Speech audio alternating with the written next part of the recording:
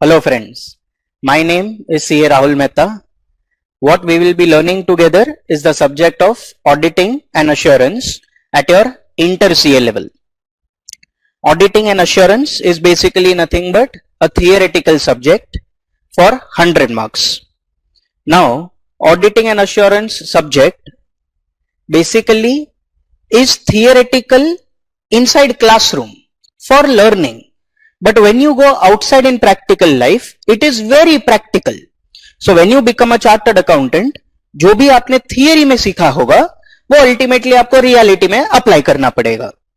So today what is our agenda is basically to learn the first chapter of auditing, which is as such introduction to auditing. लेकिन institute के module में it is known by the chapter name of nature, scope and objective of audit. हम लोग जब भी समझेंगे what is auditing वो तो डिटेल में देखेंगे. उसके पहले let us understand simple concept of auditing through an example.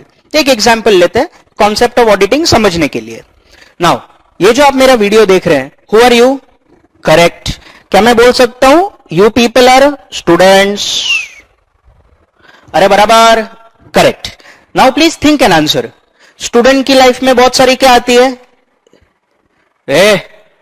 बहुत सारी क्या आती है? Correct, exams. बराबर से आंसर करो.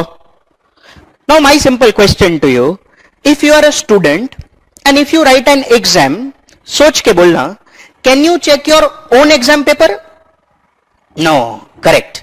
अरे अगर खुद का अगर स्टूडेंट ने एग्जाम चेक किया, कॉमन सेंस लगाओ. क्या मैं बोल सकता हूं everybody will get 100 out of 100. Everybody will get all India rank number 1. But that is not possible. Correct. And therefore, ये जो exam है, which is written by the student, it can not be checked by the students. तो doubt. तो फिर ये check कौन करता होगा? Correct. Exams are to be checked by an independent third person. And who is that independent third person? Correct. That independent third person is known as the examiner. Agreed? Okay. Now, at least ये line अगर आपको समझेगा, then you will understand what is nothing but concept of auditing. तो क्या example लिया? बड़ा simple. हम लोग, आप लोग, मैं तो सीए हो गया, आप लोग स्टूडेंट्स है, डेफिनेटली देनी है एग्जाम. खुद चेक कर सकते नहीं है. चेक करेगा कौन? Third party independent examiner. Now ये सेम कॉन्सेप्ट को अप्लाई करो किधर? Yes, now you have to apply the same concept but in case of financial statements. Now doubt आएगा, what do mean by financial statements? बच्चों very simple, standard 11 से आता है हमको. फाइनेंशियल स्टेटमेंट्स बेसिकली चार चीजें होती है. कौन सी चार चीजें? Correct. Balance sheet, profit and loss, cash flow statement जो इंटर सीए लेवल में ही सीखोगे बनाना, एंड नोट्स टू अकाउंट्स, मतलब supplementary information. So when I से फाइनेंशियल स्टेटमेंट्स, बेसिकली कितनी चीजें होती है बच्चों? चार. Balance sheet of the company, profit and loss of the company, cash flow statement of the company and notes to accounts, which is basically supplementary information. Agreed? Now question, सोचो ये financial statements कौन बनाता होगा? Correct. चलो बराबर बोला आपने, sir company बनाती होगी. चल ठीक है. कंपनी तो बाबा सेपरेट लीगल आइडेंटिटी होती है, कंपनी के हाथ थोड़ी ना होता है, वो तो ठाकुर है. अभी कॉमन सेंस लगा. अगर कंपनी है, फाइनेंशियल स्टेटमेंट्स भी बनाती है, कोई तो रिस्पॉन्सिबल होगा वो फाइनेंशियल स्टेटमेंट्स बनाने के लिए. कौन? Correct, board of directors. Board of directors तो भारी भरकम नाम है मेरे जैसा. मैं क्या बोलता हूं, सिंपल वर्ड में यूज करते हैं मैनेजमेंट. चलेगा? सारू. अभी कॉमन सेंस लगा. कैन आई से like this? Management of the company बनाता है फाइनेंशियल स्टेटमेंट्स. ओके. अभी यूज योर, अरे क्या कुछ भी यूज करते हो, कॉमन सेंस. अभी सोच के बोल, अगर management of the company financial statements बनाता है, क्या ये मैनेजमेंट ऑफ द कंपनी खुद के बनाए फाइनेंशियल स्टेटमेंट चेक कर सकेगा? नहीं. करेक्ट. क्यों नहीं? रीजन बड़ा सिंपल है. If the financial statements made by the management are checked by the management, जो भी मैनेजमेंट ने गड़बड़ और गलती किया होगा क्या मैनेजमेंट बताएगा? नहीं. And therefore these financial statements have to be checked by an independent third person. वो independent third person कौन होगा? Correct, auditor. And वो जो करेगा उसको हम क्या बोलेंगे? Auditing. तो अगर कोई आपको पूछेगा कोई नहीं, पर फिर भी अगर कोई आपको पूछे कि what do you mean by auditing, what should be your answer? Simple answer. Auditing क्या होता है? Correct, checking the financial statements prepared by the management of the company, but it can not be check by the management, therefore it is checked by the auditor. And वो जो करता है उसको हम लोग क्या बोलते हैं? Auditing. So what is auditing? Last time, फिर थोड़ा और आगे. Very simple. Auditing is checking the financial statements prepared by the management of the company. The person who checks is the auditor, and what he does is known as auditing. Till here, is everybody okay? Okay. थोड़ा सा और आगे और थोड़ा सोचो. अभी तो समझ गया कि सर ऑडिटिंग क्या होता है. Doubt, can anybody become an auditor? Now you are seeing this video. My simple question, क्या तुम अभी कंपनी के फाइनेंशियल स्टेटमेंट्स का ऑडिट कर सकोगे? नहीं. क्यों नहीं? करेक्ट, क्योंकि उसके लिए क्वालिफाइड होना पड़ेगा. इट मींस, क्या मैं ऐसा बोल सकता हूं क्वालिफिकेशन चाहिए? तो डाउट आएगा दिमाग में, what should be the qualification of N auditor? Now what should be the qualification? चलो बच्चों सोचो, बोलो बोलो बोलो बोलो. ओके, मेजरली लोगों ने बोला सर चार्टर्ड अकाउंटेंट. जो आपने बोला वो सही भी है, गलत नहीं है, लेकिन पूरा सही भी नहीं है. Now what is the qualification? Qualification is not just a chartered accountant, it is a practising chartered accountant. Now definitely दिमाग में डाउट आएगा, सर प्रैक्टिसिंग चार्टर्ड अकाउंटेंट क्या होता है? बताता हूं, सुनो. प्रैक्टिसिंग चार्टर्ड अकाउंटेंट सबसे पहले is a chartered accountant, but who is holding something known as a certificate of practice. And ये certificate of practice issue करता है कौन? ICAI. It means अगर मैं ये बोलूं ना ये, तो इसका मतलब होता है practicing CA. समझते हैं? Who is a practicing CA? Understand? A chartered accountant who is holding a certificate of practice issued by ICAI. Now let us take a simple example, real life. Now me personally, I am a chartered accountant in reality. Now अगर मैं CA बन गया और अगर मुझे audit करना है, क्या मैं डायरेक्टली ऑडिट कर सकता है? नहीं. सबसे पहले मुझे अप्लाई करना पड़ेगा. किसके लिए? Correct, certificate of practice. कौन इश्यू करेगा? ICAI. तो what will I do बच्चों? Very simple. I will have to basically make an application, submit it to ICAI, and then ICAI will give me a COP, and then what I can do is nothing but auditing. तो अगर कोई आपको पूछे what is the qualification, never tell chartered accountant, but always tell practicing chartered accountant. And who is a practicing chartered accountant? Come on, tell me. Correct. A chartered accountant who is holding a certificate of practice. But remember, only by ICAI. India में practice करना है तो Indian institute का ही COP चाहिए. हर एक individual country का CA का जो इंस्टीट्यूट होता है उधर अलग अलग COPs होते हैं. लेकिन I hope if you want to practice in India तो obviously we require certificate from ICAI. Till here all okay? Okay. एक सिर्फ चीज क्लियर करने का रिगार्डिंग प्रैक्टिसिंग CA, फिर थोड़ा और समझते हैं. In your exam, whenever the institute only uses the word CA. Repeating, in your exam, whenever the institute only uses the word CA, the letter CA, हमेशा CA का मतलब होगा practicing CA. उसका मतलब इंस्टीट्यूट ने अगर सिर्फ CA बोला तो हम लोग हमेशा क्या अज्यूम करेंगे, ये CA प्रैक्टिसिंग CA ही है. अच्छा, बाय डिफॉल्ट. हाउएवर, अगर क्वेश्चन में बोला है CA है पर प्रैक्टिस में नहीं है, तो ऑब्वियसली ये प्रैक्टिसिंग CA नहीं है. और अगर वो प्रैक्टिसिंग CA नहीं है तो क्या वो क्वालिफाइड है? नहीं. Let us take example so that there is clarity. Two examples. One, Mr. Rahul, a chartered accountant, is qualified for appointment as an auditor. Correct or incorrect? ये question है. समझो. Mr. Rahul, a chartered accountant, is qualified for appointment as an auditor. Correct or incorrect? Now doubt. मैंने सिर्फ क्या बोला? Mr. Rahul, a chartered accountant.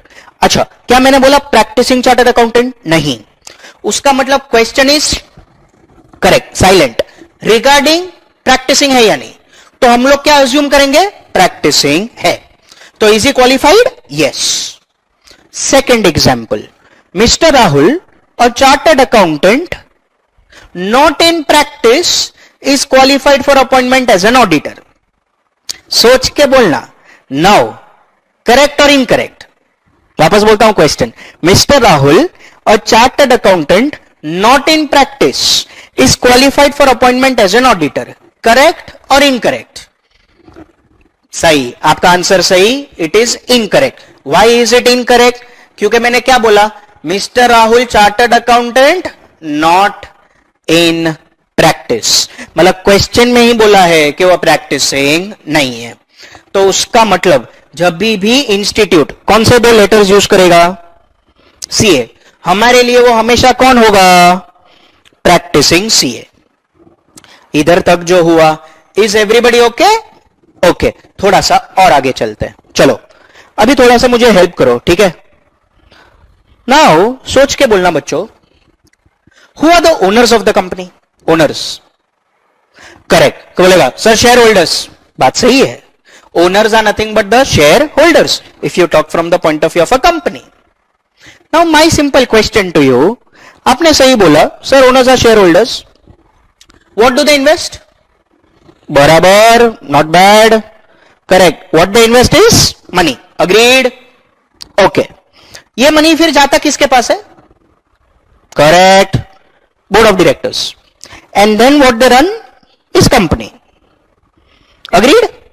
So shareholders, they basically invest money. And that money is basically used by the BOD to run the company. Doubt. Although the shareholders are the owners of the company, do the shareholders take active participation in the day-to-day business of the company? क्या रोज share holder ऐसा bag उठा के ultimately office जाता है, business करता है उधर? नहीं. क्या मैं बोल सकता हूं business is run by the board of directors? Agreed. Now my simple question to you, सोच के बोलना प्लीज. इट मीन्स पैसा लगाया किसने? Share holders. यूज किसने किया? Board of directors. Now my simple question, के से तुम एक शेयर होल्डर हो. सोचो तुम एक शेयर होल्डर हो, तो आपने क्या लगाया? पैसा. ओके. कौन यूज कर रहा है? बीओडी. सोचो, क्या आपको जानना नहीं है कि आपका पैसा बराबर से यूज हो रहा है या नहीं? जानना है सर, तो कॉमन सेंस लगाओ. पूछो.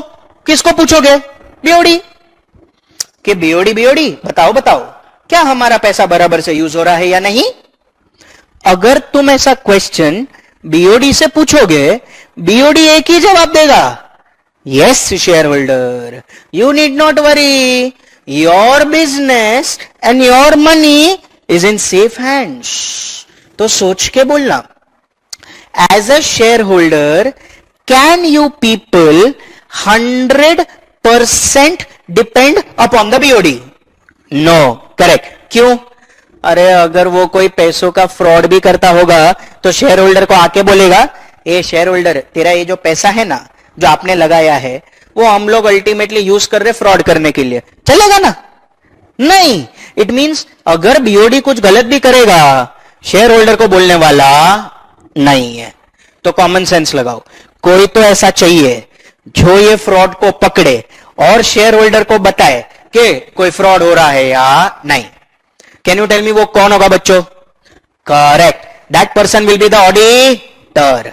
तो अभी कॉमन सेंस लगाओ, उसका मतलब क्या मैं ऐसा स्टेटमेंट मार सकता हूं? Auditor he is an intermediary, he is an intermediary between two authorities. कौन से दो authority? Correct, he is an intermediary between the management and the share holders. और बीच में कौन इंटरमीडियरी? ऑडिटर। को बोला सर क्यों ऐसा?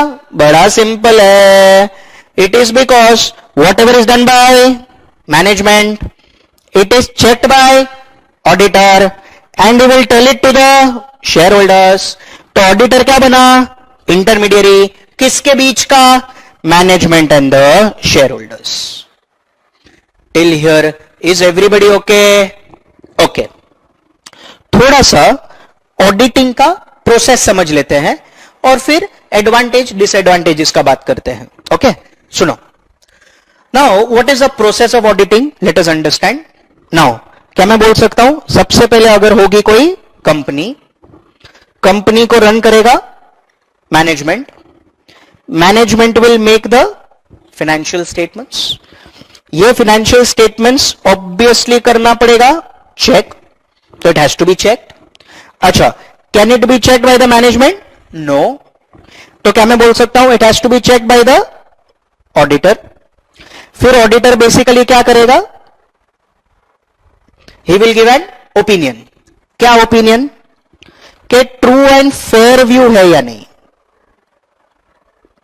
अभी डाउट आएगा, sir true and fair view है या नहीं, उसका मतलब वो धीरे धीरे सीखेंगे आगे कि ट्रू एंड फेयर व्यू क्या होता है। डोंट वरी, इन डिटेल अभी सिर्फ इतना समझो, he has to give an opinion कि ट्रू एंड फेयर व्यू है या नहीं। एंड ये ओपिनियन किसको देगा? Correct, he will give an opinion to the share holders. ये सिंपल सा प्रोसेस है, समझो। सबसे पहले क्या होता है? Very simple, company run by management, they will make the financial statements, they have to be checked by the auditor, he will give an opinion, true and fair view है या नहीं। ओपिनियन किसको देगा? Share holders. इसके लिए मैंने बोला auditor is an intermediary between the management and the share holders. अभी समझा? ओके, लास्ट चीज, when I say auditor will give an opinion to the share holders, please सोच के बोलना, ऑडिटर ओपिनियन कैसे देगा? मतलब सबसे पहले हो पर वो शेयर होल्डर के घर घर जाके चाय पीने के लिए बैठ के ओपिनियन बताएगा? नहीं सर, ऐसा थोड़ी होता होगा। अच्छा, तो अल्टीमेटली ऐसा एक गाड़ी लेके माइक्रोफोन ऐसा लगा के ऐसा ओपिनियन बताते जाएगा? नहीं सर, ऐसा थोड़ी होगा। सब शेयर होल्डर को फोन करके बोलेगा ओपिनियन? ऐसा थोड़ी होगा। तो कॉमन सेंस लगाओ, ओपिनियन राइटिंग में होगा। एंड ये ओपिनियन जो वो शेयर होल्डर्स को देगा, it is basically like the report card of the auditor, कि उसने क्या चेक किया और उसको क्या पता चला। ये रिपोर्ट कार्ड को हम लोग बेसिकली बोलते हैं ऑडिटर्स रिपोर्ट, जो अलग से चैप्टर है जो बाद में देखेंगे। अभी सिर्फ इतना समझिए, ऑडिटर ओपिनियन देगा किस में? रिपोर्ट में। रिपोर्ट दिया किसने? ऑडिटर ने। तो कौन सा रिपोर्ट हुआ बच्चों? Auditors report. It means auditor will give a report to nothing but the share holders. Last important चीज और फिर एडवांटेज डिसएडवांटेज वाला क्वेश्चन सोचो। When I say auditor will give a report to the share holders, थोड़ा common sense लगाओ। Auditor newspaper वाले जैसा नहीं है जो रिपोर्ट का पुड़िया बनाएगा, हर एक शेयर होल्डर के घर घर जाएगा और ऐसा न्यूज़पेपर के जैसा रिपोर्ट फेंकेगा। रिपोर्ट रिपोर्ट रिपोर्ट, ऐसा थोड़ी करेगा। It is absurd। तो फिर क्या होगा? सुनो, ऑडिटर जो रिपोर्ट देगा वो रिपोर्ट बेसिकली मैनेजमेंट को देगा एंड मैनेजमेंट को बोलेगा, बोर्ड ऑफ डायरेक्टर्स को, ये जो मैंने रिपोर्ट दिया है ये आप प्लीज शेयर होल्डर्स को दे देना, हर एक शेयर होल्डर्स को। तो उसका मतलब क्या, ऑडिटर रिपोर्ट देगा मैनेजमेंट को, मैनेजमेंट सर्क्यूलेट करेगा किसको, correct, to the share holders.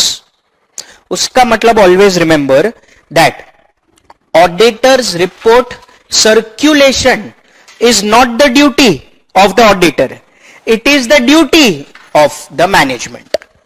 Is this okay? Okay बच्चों, now what did I tell to you? अभी हम लोग ने समझ लिया है कि ऑडिटिंग मतलब क्या। अच्छा, क्वालिफिकेशंस भी समझ लिया। अच्छा, ऑडिटर रिपोर्ट देता है शेयर होल्डर्स को, वो भी समझ लिया। लेकिन एक मिनट, वो देगा मैनेजमेंट को और फिर मैनेजमेंट का ड्यूटी है, correct, to circulate it to the share holders. इधर तक सब ओके? Okay, great. नाउ थोड़ा सा आगे बढ़ते हैं और अभी सवाल आएगा, ऑडिटिंग किया तो उसका फायदा क्या?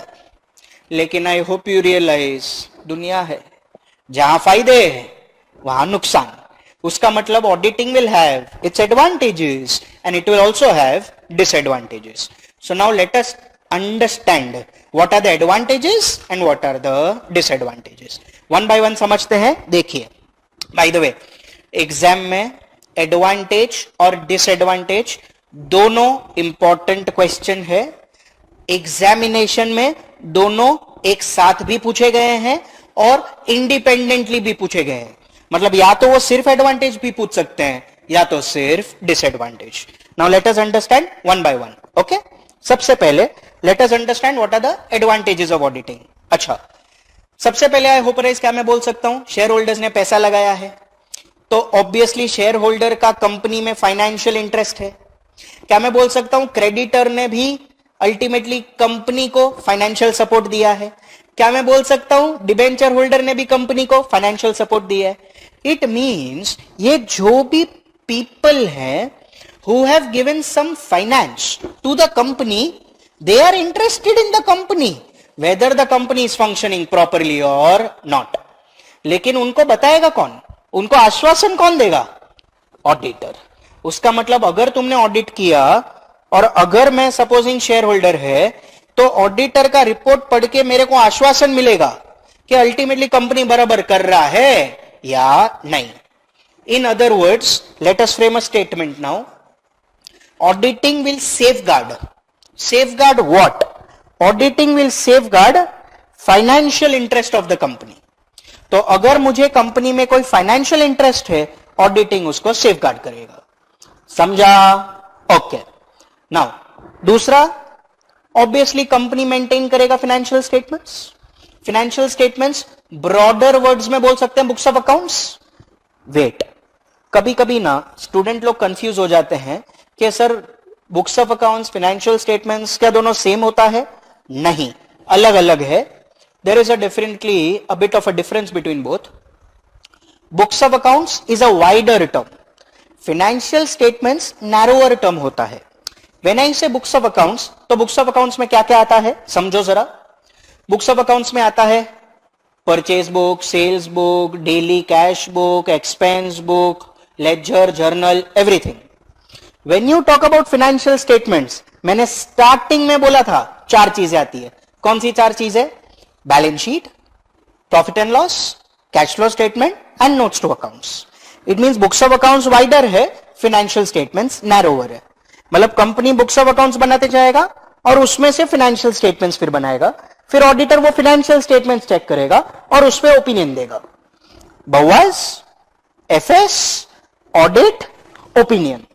Okay, now my simple question, ये बुक्स ऑफ अकाउंट्स, शॉर्ट में उसको बवास बोल देते हैं। ये बुक्स ऑफ अकाउंट्स बनाता कौन है? मैनेजमेंट। चेक कौन करेगा? ऑडिटर। के बुक्स ऑफ अकाउंट्स बराबर रखा है या नहीं। तो ऑडिटिंग करने का एक और फायदा, पता चलेगा कि बुक्स ऑफ अकाउंट्स कंपनी ने मेंटेन किया है बराबर या नहीं। All okay? ओके, थोड़ा सा और आगे। नाउ थोड़ा एक एग्जांपल लेते हैं। से 2 कंपनीज हैं, 2।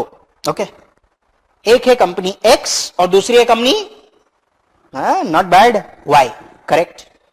नाउ से ये दोनों कंपनीज को एक लोन चाहिए। अभी कॉमन सेंस ही बात है, if you want to take a loan where will you go? Correct, to take a loan you will have to go to the bank. तो तुम बैंक को बोलोगे bank bank, loan loan. But my simple question, क्या bank आपको loan face value पे देगा? बिल्कुल नहीं. तो कॉमन सेंस लगाओ. बैंक क्या करेगा बाबा? बैंक पहले आपका फाइनेंशियल पोजीशन देखेगा और अगर बैंक को देने लायक लगा लोन तो ही बैंक उसको सैंक्शन और डिसबर्स करेगा. बराबर? ओके. कितनी कंपनीज थी? दो, एक्स और वाई. से ये दोनों कंपनीज का फाइनेंशियल पोजीशन एकदम सेम है, बैलेंस शीट के नंबर्स एकदम सेम है. तो फिर फर्क क्या है? एक फर्क है, कंपनी एक्स का जो फाइनेंशियल स्टेटमेंट्स है वो ऑडिटेड है, कंपनी वाई का फाइनेंशियल स्टेटमेंट्स ऑडिटेड नहीं है. अभी सोच के बोलना. से तुम बैंक हो, ओके, फाइनेंशियल पोजीशन सेम है, एक्स का ऑडिटेड, वाई का सिर्फ नॉट ऑडिटेड. सोच के बोलना, किसको लोन देने का इन दोनों में से चांस लगता है आपको? एक्स. क्यों एक्स? क्योंकि अल्टीमेटली उसका ऑडिट हुआ है. तो कॉमन सेंस की बात है, क्या मैं बोल सकता हूं वो ज्यादा रिलायबल है? उसका मतलब अगर आप ऑडिट करोगे तो लोन मिलना भी आसान हो जाता है. उसका मतलब it helps you to do what? It helps you to obtain loans. समझा? Okay. Now my simple question to you, क्या मैं बोल सकता हूं ऑब्वियसली हर एक कंपनी में, छोटी से छोटी, बड़ी से बड़ी, हर एक कंपनी में फ्रॉड्स तो होता ही होगा. छोटे से छोटा फ्रॉड, बड़े से बड़ा फ्रॉड. अच्छा, छोटा फ्रॉड एग्जाम्पल, कैशियर था, 100 रुपया लेके भाग गया. 100 रुपए का फ्रॉड छोटा है. अच्छा, सत्यम फ्रॉड हुआ था थोड़े सालों पहले, बहुत बड़ा फ्रॉड हुआ, समवेयर अराउंड 7,500 करोड़ का फ्रॉड था. सोच के बोलो, क्या मैं बोल सकता हूं वो तो बहुत बड़ा फ्रॉड हो गया? तो छोटी से छोटी कंपनी, बड़ी से बड़ी कंपनी में डेफिनेटली होता है fraud. Now my simple question to you, ये फ्रॉड करता कौन है? Correct, employees. एक मिनट, क्या मैं अदर वर्ड्स में बोल सकता हूं मैनेजमेंट? ओके. अभी सोच के बोलना, से मैं ऑडिटर हूं, ऑडिटर, तुम लोग मैनेजमेंट हो, ठीक है? तुम कोई फ्रॉड करने का कोशिश कर रहे हो, you are trying to commit a fraud. Think an answer. I am the auditor, I will keep an eye on you, whether you are doing the business properly or not. Will you be able to commit that fraud freely? No. Why no? Because I will catch you and I will report you. उसका मतलब auditing helps to keep a check on the employees that they are not committing any frauds. ये check को हम लोग बोलते हैं English में moral check. तो what is one more advantage? Auditing keeps a moral check on employees. Employees को पता है कि अगर ऑडिटर है तो डेफिनेटली हम लोग कभी भी फ्रॉड कर सकते नहीं है. Is this okay? Okay. Now obviously हर एक कंपनी में, अगर सपोजिंग मैन्युफैक्चरिंग कंपनी का एग्जांपल ले तो प्रोडक्शन होता है. प्रोडक्शन होता है तो थोड़े बहुत लॉसेस भी होते हैं. I hope realise losses, normal loss भी होता है, अब नॉर्मल लॉस भी होता है. सपोजिंग एक कंपनी में कुछ ज्यादा ही लॉसेस हो गया, नॉर्मल लॉस 5% था लेकिन से लॉस हो गया 15%. Now my question to you, ये 5% का 15% थोड़ा ज्यादा लगता है. इट मींस इतना लॉस क्यों हुआ होगा? ऐसा भी हो सकता है कुछ गड़बड़ हो, ऐसा भी हो सकता है कुछ फ्रॉड हो सकता है. तो उसका मतलब किसी को तो चेक करना पड़ेगा. कौन चेक करेगा? ऑडिटर. कि if there are any wastages and losses, whether they are a part of the business and not a part of any fraudulent activity. So auditing helps in detection of wastages and losses. Is this okay? Okay. Next. अभी अगर auditing होता है ना, तो auditing से normally थोड़े बहुत जो झगड़े होते हैं, जो डिस्प्यूट्स होते हैं, वो सेटल हो जाते हैं. बेसिकली कितने टाइप के डिस्प्यूट सेटल हो जाते हैं? 3. Will go one by one. पहला, it helps in settling tax disputes. भाई टैक्स डिस्प्यूट्स बड़ा सिंपल है. सपोजिंग अल्टीमेटली आपने कोई डॉक्यूमेंट टैक्स अथॉरिटी को दिया लेकिन वो डॉक्यूमेंट ऑडिटेड नहीं है, तो ऑब्वियसली टैक्स अथॉरिटी उस पर विश्वास नहीं करेगी. वो डिस्प्यूट रेस करेगी। लेकिन अगर आपका डॉक्यूमेंट ऑडिटेड है तो ऑब्वियसली वो डिस्प्यूट रेज ना हो। तो उसका मतलब अगर कोई डिस्प्यूट है, it can get settled because you get it audited. दूसरा, it helps to settle trade disputes. ये ट्रेड डिस्प्यूट्स क्या होता है? ट्रेड डिस्प्यूट्स नॉर्मली होता है जब भी होता है कंपनी में वर्कर्स का कोई डिमांड। नॉर्मली वर्कर्स क्या डिमांड करेंगे? सोचो बाबा, बड़ा सिंपल है। They will demand increase in wages और बोनस। सपोजिंग से तुम सब वर्कर्स हो, मैम बीओडी हूं, मैनेजमेंट हो, ठीक है। तुम लोग मेरे पास आए और तुम लोग ने बोला मैनेजमेंट इंक्रीज। मैंने बोला अरे वर्कर्स क्या इंक्रीज करना तुम लोग का अभी वेजेस, इतना तो मिल रहा है, ले लो। बोलता है नहीं इंक्रीज चाहिए। मैंने बोला देखो वर्कर्स, उतना प्रॉफिटेबिलिटी नहीं है, ये साल इंक्रीज नहीं मिलेगा, ये साल जो मिल रहा था लास्ट ईयर वही एक्सेप्ट करना पड़ेगा। यूनियन लीडर भड़क गया, बोलता है तुम सब प्रॉफिट अपने लिए रखते हो, हमको कुछ नहीं देते। मैंने बोला विश्वास करो मेरा, ऐसा नहीं है। बोलता है हम क्यों तुम पे विश्वास करें? नहीं है मुझ पे विश्वास? Don't. Okay, you at least trust the auditor. तो एक काम करता हूं, मैं फाइनेंशियल स्टेटमेंट्स ऑडिट कर लेता हूं, तुम उस पे विश्वास कर लो, वो तो इंडिपेंडेंट पर्सन है, तो अल्टीमेटली उस पे विश्वास कर लो, मेरे पे मत करो। और उसके हिसाब से देख लेना प्रॉफिटेबिलिटी है या नहीं। तो ये जो अगर डिस्प्यूट हुआ मैनेजमेंट और वर्कर्स के बीच में, वो भी सेटल हो सकता है बिकॉज ऑफ ऑडिट।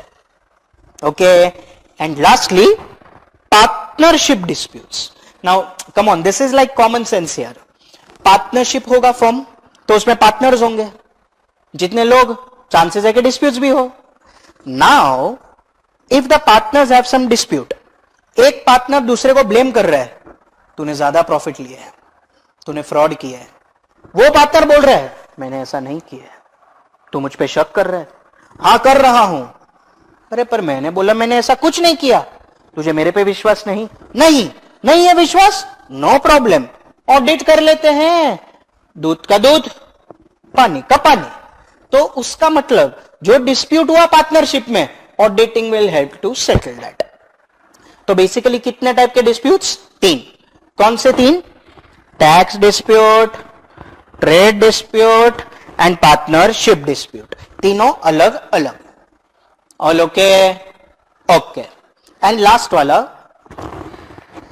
कभी कभी गवर्नमेंट, गाना नहीं गाना है, समझा रहा हूं, कभी कभी गवर्नमेंट कुछ काम के लिए लाइसेंस इश्यू करते हैं, लेकिन ये लाइसेंस उन्हीं कंपनीज को इश्यू करते हैं जो उनका फाइनेंशियल पोजीशन ऑडिटेड हो, वो सबमिट करते हैं।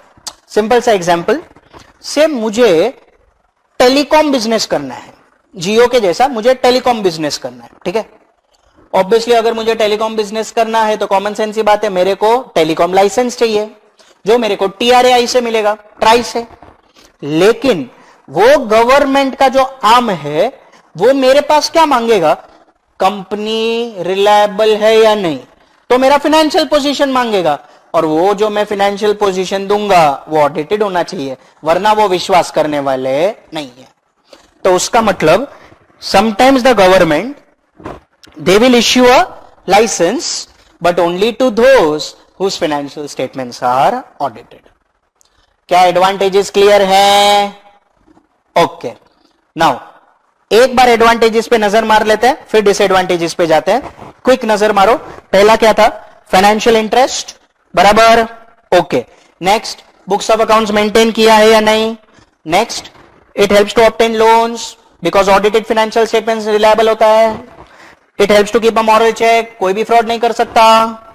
It helps to detect the wastages and losses. It helps in settling disputes. कितने टाइप के? Basically 3, tax, trade, partnership, and lastly government कभी कभी इश्यू करता है लाइसेंस, लेकिन उसके लिए हमें चाहिए audited financial statements. All okay? Okay.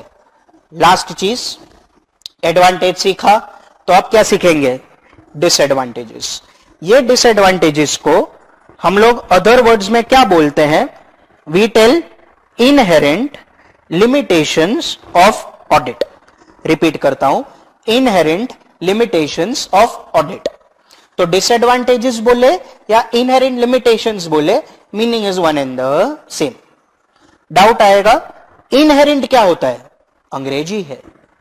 Inherent simple words में अगर मैं बोलूं, अनअवॉइडेबल. इनहेरेंट का मतलब अनअवॉइडेबल, मतलब जो कभी भी अवॉइड नहीं हो सकता, वो हमेशा रहेगा, उसको हम लोग बोलते हैं इनहेरेंट. नाउ क्या लिमिटेशंस है ऑडिटिंग के, क्या डिसएडवांटेजेस है, आइए देखते हैं. बेसिकली 4 है. क्या 4 है? पहले नजर मार लेते हैं, फिर डिटेल में 1 बाय 1 समझते हैं. ओके. पहला, nature of financial reporting. Now doubt, when I say nature of financial reporting, financial reporting का मतलब बेसिकली क्या होता है? फाइनेंशियल रिपोर्टिंग का मतलब होता है अकाउंट्स. उसका मतलब अकाउंट्स का कुछ नेचर होगा. क्या होगा वो समझाऊंगा, अभी सिर्फ देख लेते हैं ओवरव्यू. दूसरा, नेचर ऑफ ऑडिट प्रोसीजर्स. तीसरा, कॉस्ट बेनिफिट एनालिसिस. एंड चौथा, टाइमलीनेस ऑफ फाइनेंशियल रिपोर्टिंग. ये जो मैंने लिखा है एफआर, ये एफआर का मतलब यही है, फाइनेंशियल रिपोर्टिंग. ठीक है. Okay. Now 1 by 1 let us understand. पहला वाला inherent limitation, which is nature of financial reporting. Now financial reporting का मतलब क्या होता है? अकाउंट्स. ओके. नाउ बराबर से समझो, इंटरेस्टिंग भी है. सबसे पहले मैंने आपको पता है वो प्रोसेस बोला था ऑडिटिंग का. Auditor he has to give an opinion to the share holders. याद आया? तो बराबर से सुनना. क्या मैं ऐसा बोल सकता हूं, ऑडिटर को देना पड़ता है, बोलो क्या? ओपिनियन. लेकिन थोड़ा बुद्धि लगाओ, अगर मुझे किसी भी चीज पे अपना ओपिनियन देना है ना, तो मुझे चाहिए इंफॉर्मेशन. उसका मतलब अगर I want to give an opinion, I will require information. ये इंफॉर्मेशन को हम लोग ऑडिटिंग के लैंग्वेज में बोलते हैं ऑडिट एविडेंस. रिपीट करता हूं, ये इंफॉर्मेशन को हम लोग ऑडिटिंग लैंग्वेज में बोलते हैं audit evidence. Now understand properly, मैंने क्या बोला? Auditor wants to give an opinion, लेकिन ओपिनियन देने के लिए उसको चाहिए इंफॉर्मेशन. लेकिन ये इंफॉर्मेशन को हम लोग ऑडिटिंग में क्या लिखेंगे? Audit evidence. देखो, आप एग्जाम में प्लीज इंफॉर्मेशन ना लिख के ऑडिट एविडेंस ही लिखना. Why am I saying like this? It is because ये ऑडिटिंग एग्जाम है, इंग्लिश एग्जाम नहीं है. अगर आप इंफॉर्मेशन लिखेंगे, it is only English. But if you right audit evidence, it is auditing paper in English language. So please use these words.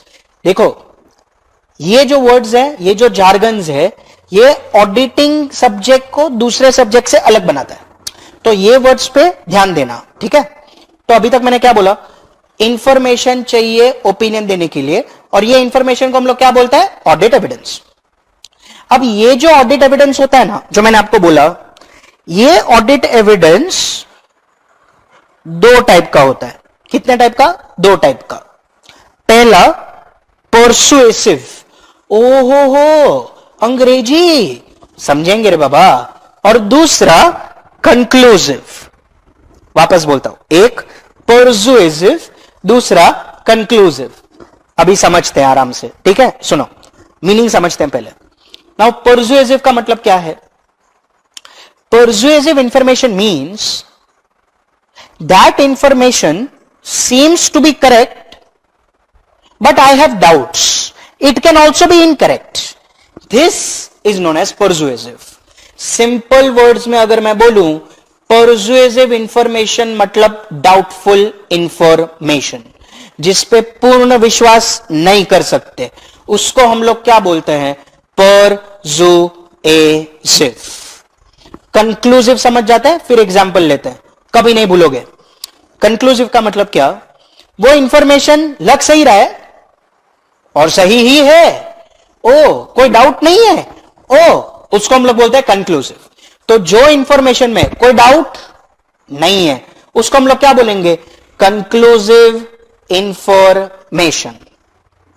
तो पहला persuasive, दूसरा कंक्लूसिव। एग्जाम्पल लेते हैं, सुनो बराबर से। पर्सुएसिव का पहले, सपोजिंग मैं ऑडिटर हूं तो ऑब्वियसली मैं फाइनेंशियल स्टेटमेंट्स चेक करूंगा। फाइनेंशियल स्टेटमेंट्स में पीएनएल भी आएगा ना, उसे मैं कंपनी का पीएनएल चेक कर रहा हूं। पीएनएल, खर्चे, इनकम, खर्चे देखे मैंने, खर्चे में मेरे को ट्रैवलिंग एक्सपेंस दिखा, ट्रैवलिंग एक्सपेंस। अभी ये ट्रैवलिंग एक्सपेंस किसने लिखा है, मैनेजमेंट।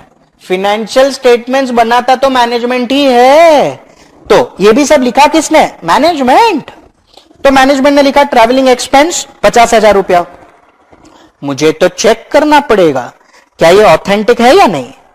तो ऑब्वियसली मैं किसको पूछूंगा, मैनेजमेंट। मैनेजमेंट बताओ बताओ ये 50,000 का खर्चा कहां किया आपने। मैनेजमेंट मेरे को बोला सर ट्रैवलिंग पे। मैंने बोला दिख रहा है मैनेजमेंट, आई वॉन्ट एविडेंस कि if it is there it is correct.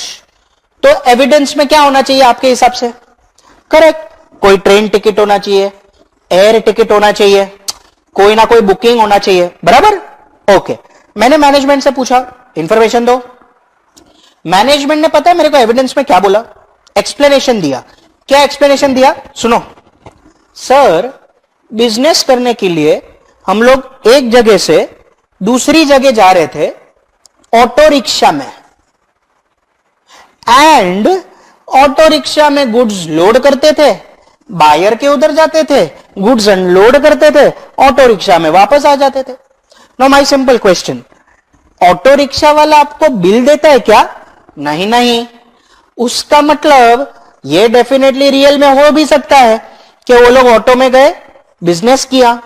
उसका मतलब जो एक्सप्लेनेशन दे रहा है वो सही तो लग ही रहा है, गलत भी तो हो सकता है।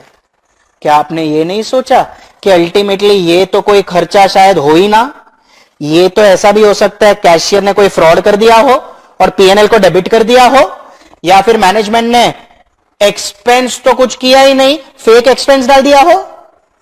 उसका मतलब क्या इसमें आपको कोई डाउट है, हां। और जब भी डाउट होता है उसको हम लोग क्या बोलते हैं, पर्सुएसिव इंफॉर्मेशन। अभी समझा, okay. Secondly conclusive, same example देता हूं कॉन्सेप्ट समझने के लिए। Same example, travelling expense, management बताओ बताओ किस पे खर्चा किया आपने। मैनेजमेंट ने बोला सर हम लोग ट्रैवलिंग एक्सपेंस किया था। मैंने बोला एविडेंस दो। उन लोग ने प्लेन के बोर्डिंग पास दिए, होटल का बुकिंग दिया। कॉमन सेंस लगाओ बच्चों, इसमें कोई डाउट है नहीं। अभी अगर इसमें कोई डाउट नहीं है उसका मतलब ये कौन सा इंफॉर्मेशन हुआ, कंक्लूसिव। तो जहां पर आपको डाउट नहीं होता कंक्लूसिव, जहां पर डाउट होता है वो है पर्सुएसिव। क्लैरिटी एकदम, ओके।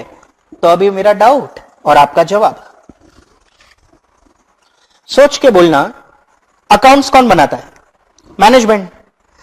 ज्यादा इंफॉर्मेशन फाइनेंशियल स्टेटमेंट्स में कौन से नेचर का होगा, कंक्लूसिव या persuasive, correct. Major information persuasive होगा, उसका मतलब वो डाउटफुल होगा। लेकिन थोड़ा कॉमन सेंस लगाओ, अगर आपका इंफॉर्मेशन ही डाउटफुल है तो आपका जो ओपिनियन होगा वो भी तो डाउटफुल होगा। लेकिन क्या आप इसका कुछ कर सकते हैं, नहीं। क्यों नहीं कर सकते, क्योंकि उसका नेचर ही वैसा है। तो नेचर क्या है, नेचर अकाउंट्स का यह है कि वो पर्सुएसिव है, कंक्लूसिव नहीं। Is this okay, okay. अपने रेफरेंस के लिए एक चीज हमेशा याद रखना, पर्सुएसिव का एग्जाम्पल और कंक्लूसिव का example. Persuasive example auto fair, conclusive example boarding pass. Is this okay, okay. Second वाला देखो, नेचर ऑफ, अभी क्या आया बच्चों, ऑडिट प्रोसीजर्स। नाउ जब भी मैं बोलता हूं नेचर ऑफ ऑडिट प्रोसीजर्स, ये क्या होता है समझो, बड़ा सिंपल है ये भी। ऑडिटर सब कुछ चेक नहीं कर सकता, एक हद तक चेक कर सकता है, वो हद पार नहीं कर सकता। क्यों? क्योंकि लीगल ड्यूटी अलाउड नहीं है, मतलब लीगैलिटी में उसको अलाउ नहीं है सब चेक करना, मतलब there are legal restrictions. Example देता हूं, डिटेल में कंपनी ऑडिट चैप्टर में सिखाऊंगा। Auditor is allowed to attend general meetings of the company but is not allowed to attend board meetings. उसका मतलब वो हर जगह नहीं हो सकता। अभी बच्चों थोड़ा कॉमन सेंस लगाओ, अगर मैनेजमेंट अगर कोई फ्रॉड प्लान करता होगा, तुमको क्या लगता है प्लान कहां करता होगा फ्रॉड? जनरल मीटिंग में, शेयर होल्डर्स के सामने। शेयर होल्डर हम तुम्हारे पैसे से इतना फ्रॉड करने वाले हो, खुश हो के? नहीं नहीं, वो तो बोर्ड मीटिंग में ही करेगा। बोर्ड ऑफ डायरेक्टर्स ये फ्रॉड है, हम लोग सोच रहे हैं करने के लिए, क्या बोलते हो? उसका मतलब use common sense. He should be allowed to attend both but he is allowed only one. It means there is a correct, there is a restriction. उसका मतलब वो जो प्रोसीजर करना चाहे वो नहीं कर सकता, क्योंकि उसका प्रोसीजर्स का नेचर रिस्ट्रिक्टिव है। इसके लिए सेकंड वाला क्या है? Nature of audit procedures. Is this okay? Okay. Next वाला देखो, कॉस्ट बेनिफिट एनालिसिस। अब ये कॉस्ट बेनिफिट एनालिसिस क्या होता है? ऑब्वियसली अगर तुम ऑडिट करोगे फ्री में तो नहीं करोगे, आपको पैसे मिलेंगे। जो आपको पैसे मिलते हैं वो आपका बेनिफिट होता है। लेकिन आई होप यू रियलाइज, वो बेनिफिट के सामने जब आप ऑडिट करते हो तो आपका खर्चा होता है। सिंपल एग्जांपल, ट्रैवलिंग खर्चा होता होगा, आपका असिस्टेंट होगा तो उसको स्टाइपेंड देते होंगे, आपके एम्प्लॉयज होंगे तो उसको सैलरी देते होंगे। सपोजिंग मेरे को ऑडिट के टाइम पे कोई लीगल एडवाइस चाहिए तो मैं लॉयर के पास चला गया। सपोजिंग मेरे को कोई वैल्यूएशन एडवाइस चाहिए तो मैं वैल्यूअर के पास चला गया। ये सब फ्री नहीं होता, इसमें खर्चे इन्वॉल्व होते हैं। लेकिन ह्यूमन नेचर है, खर्चे को हमेशा करना है कम, बेनिफिट को हमेशा करना है ज्यादा। लेकिन अगर खर्चा कुछ ज्यादा ही कम करना है तो अल्टीमेटली ऑडिटिंग का क्वालिटी सफर हो सकता है। सपोजिंग ऑडिटर ऐसा सोचे, ये लीगल एडवाइस नहीं लेता, वो वैल्यूएशन एडवाइस नहीं लेता, क्योंकि उनका इंफॉर्मेशन मेरे लिए कॉस्टली है, तो क्या आपका ऑडिटिंग सफर करेगा? हां। तो हमेशा ऑडिटिंग बराबर होने के बीच में क्या आता है? एक एनालिसिस आता है। कौन सा एनालिसिस आता है? Cost benefit analysis. Is this okay? Okay. And last वाला जो बड़ा सिंपल है, बड़ा कॉमन सेंसिकल है, timeliness of financial reporting. Financial reporting क्या होता है बच्चों? अकाउंट्स, जैसे मैंने आपको बोला, जब भी बुक्स ऑफ अकाउंट से फाइनेंशियल स्टेटमेंट्स बनते हैं उसको ऑडिट करना है टाइम पे, उसको आरओसी के साथ फाइलिंग भी करना पड़ता है। अब वो सब सीखेंगे डिटेल में आगे आगे आगे लॉ सब्जेक्ट में भी। अभी सिर्फ इतना समझिए कि हर एक चीज का टाइम लिमिट होता है, बराबर? अभी अगर हर एक चीज का टाइम लिमिट है तो कॉमन सेंस की बात है, ऑडिटिंग भी टाइम में खत्म करना है। लेकिन my simple question to you, auditor के पास एक ही क्लाइंट होगा ऑडिट करने के लिए या बहुत सारे क्लाइंट्स? बहुत सारे क्लाइंट्स होपफुली। इट मींस उसको अपना टाइम सब क्लाइंट को देना है। लेकिन अगर सब क्लाइंट को अगर टाइम देना है तो सब कुछ चेक नहीं हो सकता, उसका मतलब कुछ ना कुछ कम ही चेक होगा। उसका मतलब ऑडिटर पता है क्या करेगा? क्या करेगा? क्या करेगा? ऑडिटर करेगा सैंपलिंग। सैंपलिंग का मतलब क्या? 100% या लेस देन 100%? Less than 100%। क्यों लेस देन 100% चेक करेगा वो बच्चों? क्योंकि उसके पास लिमिटेशन है, किस चीज का? टाइम। लेकिन बुद्धि लगाओ, अगर उसके पास टाइम नहीं है वो कम चेक करेगा। कम चेक करेगा तो कुछ ना कुछ छूटेगा, जो कुछ ना कुछ छूटेगा उसमें फ्रॉड हो सकता है। इट मीन सब फ्रॉड डिटेक्ट नहीं होगा।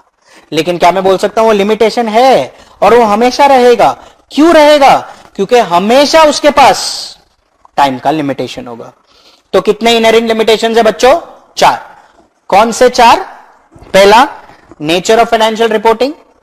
दूसरा, नेचर ऑफ ऑडिट प्रोसीजर। तीसरा, कॉस्ट बेनिफिट एनालिसिस। एंड चौथा, timeliness of financial reporting. All okay? Last चीज, ये याद करने के लिए, ये आंसर इनहेरेंट लिमिटेशंस का याद रखने के लिए, to remember, there is a very simple key which I have made. Doubt आएगा sir what do you mean by key? Key is basically, you know what, key is like it helps you to remember the answer, the points. Now what is the key here? The key is fact. See,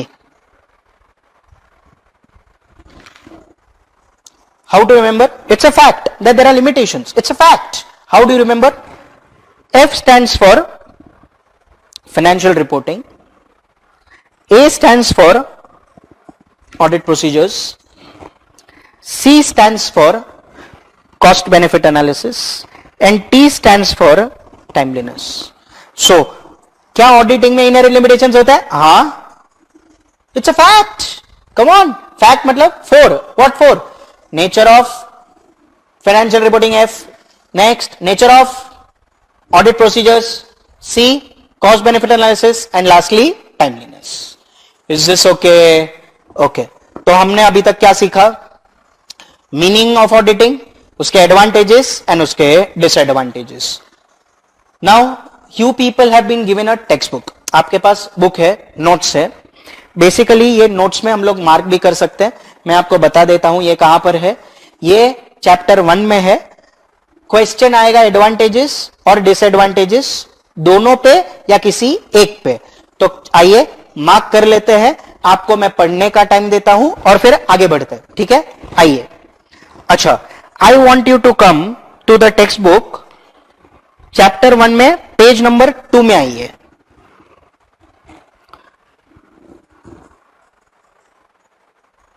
page number 2 में देखिए, यह है आपका auditing का definition.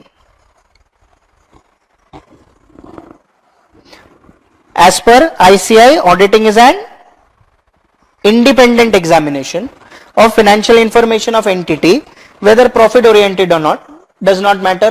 NPO भी हो सकता है, and irrespective of size or legal form. मतलब आई होप रियलाइज, साइज से कोई लेना देना नहीं, छोटी कंपनी बड़ी कंपनी, लीगैलिटी का भी कोई लेना देना नहीं, ओपिनियन देना है. Okay. When such examination is conducted with a view of expressing an opinion, ये इंपॉर्टेंट है. Independent and obviously to express an opinion. Is this okay? Okay, ये हो गया. Okay, तो हमने ऑलरेडी डेफिनेशन मार्क किया. अभी हम लोग क्या मार्क करेंगे? एडवांटेजेस देख लेते हैं. चलिए आइए, पेज नंबर 4 पे आइए. पॉइंट नंबर 6 देखिए, आपको एडवांटेजेस मिलेगा. मिला? ओके. अभी वो जो एडवांटेजेस है उसमें देखो, सेफगार्ड्स फाइनेंशियल इंटरेस्ट, बराबर. It acts as a moral check, बराबर. फिर settling liabilities of taxes, negotiating loans, बराबर. Settling trade disputes for higher wages और बोनस, बराबर.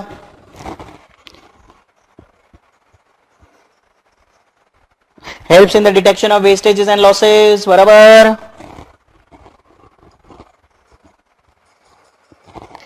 Necessary books of accounts maintain किया है कि नहीं, बराबर.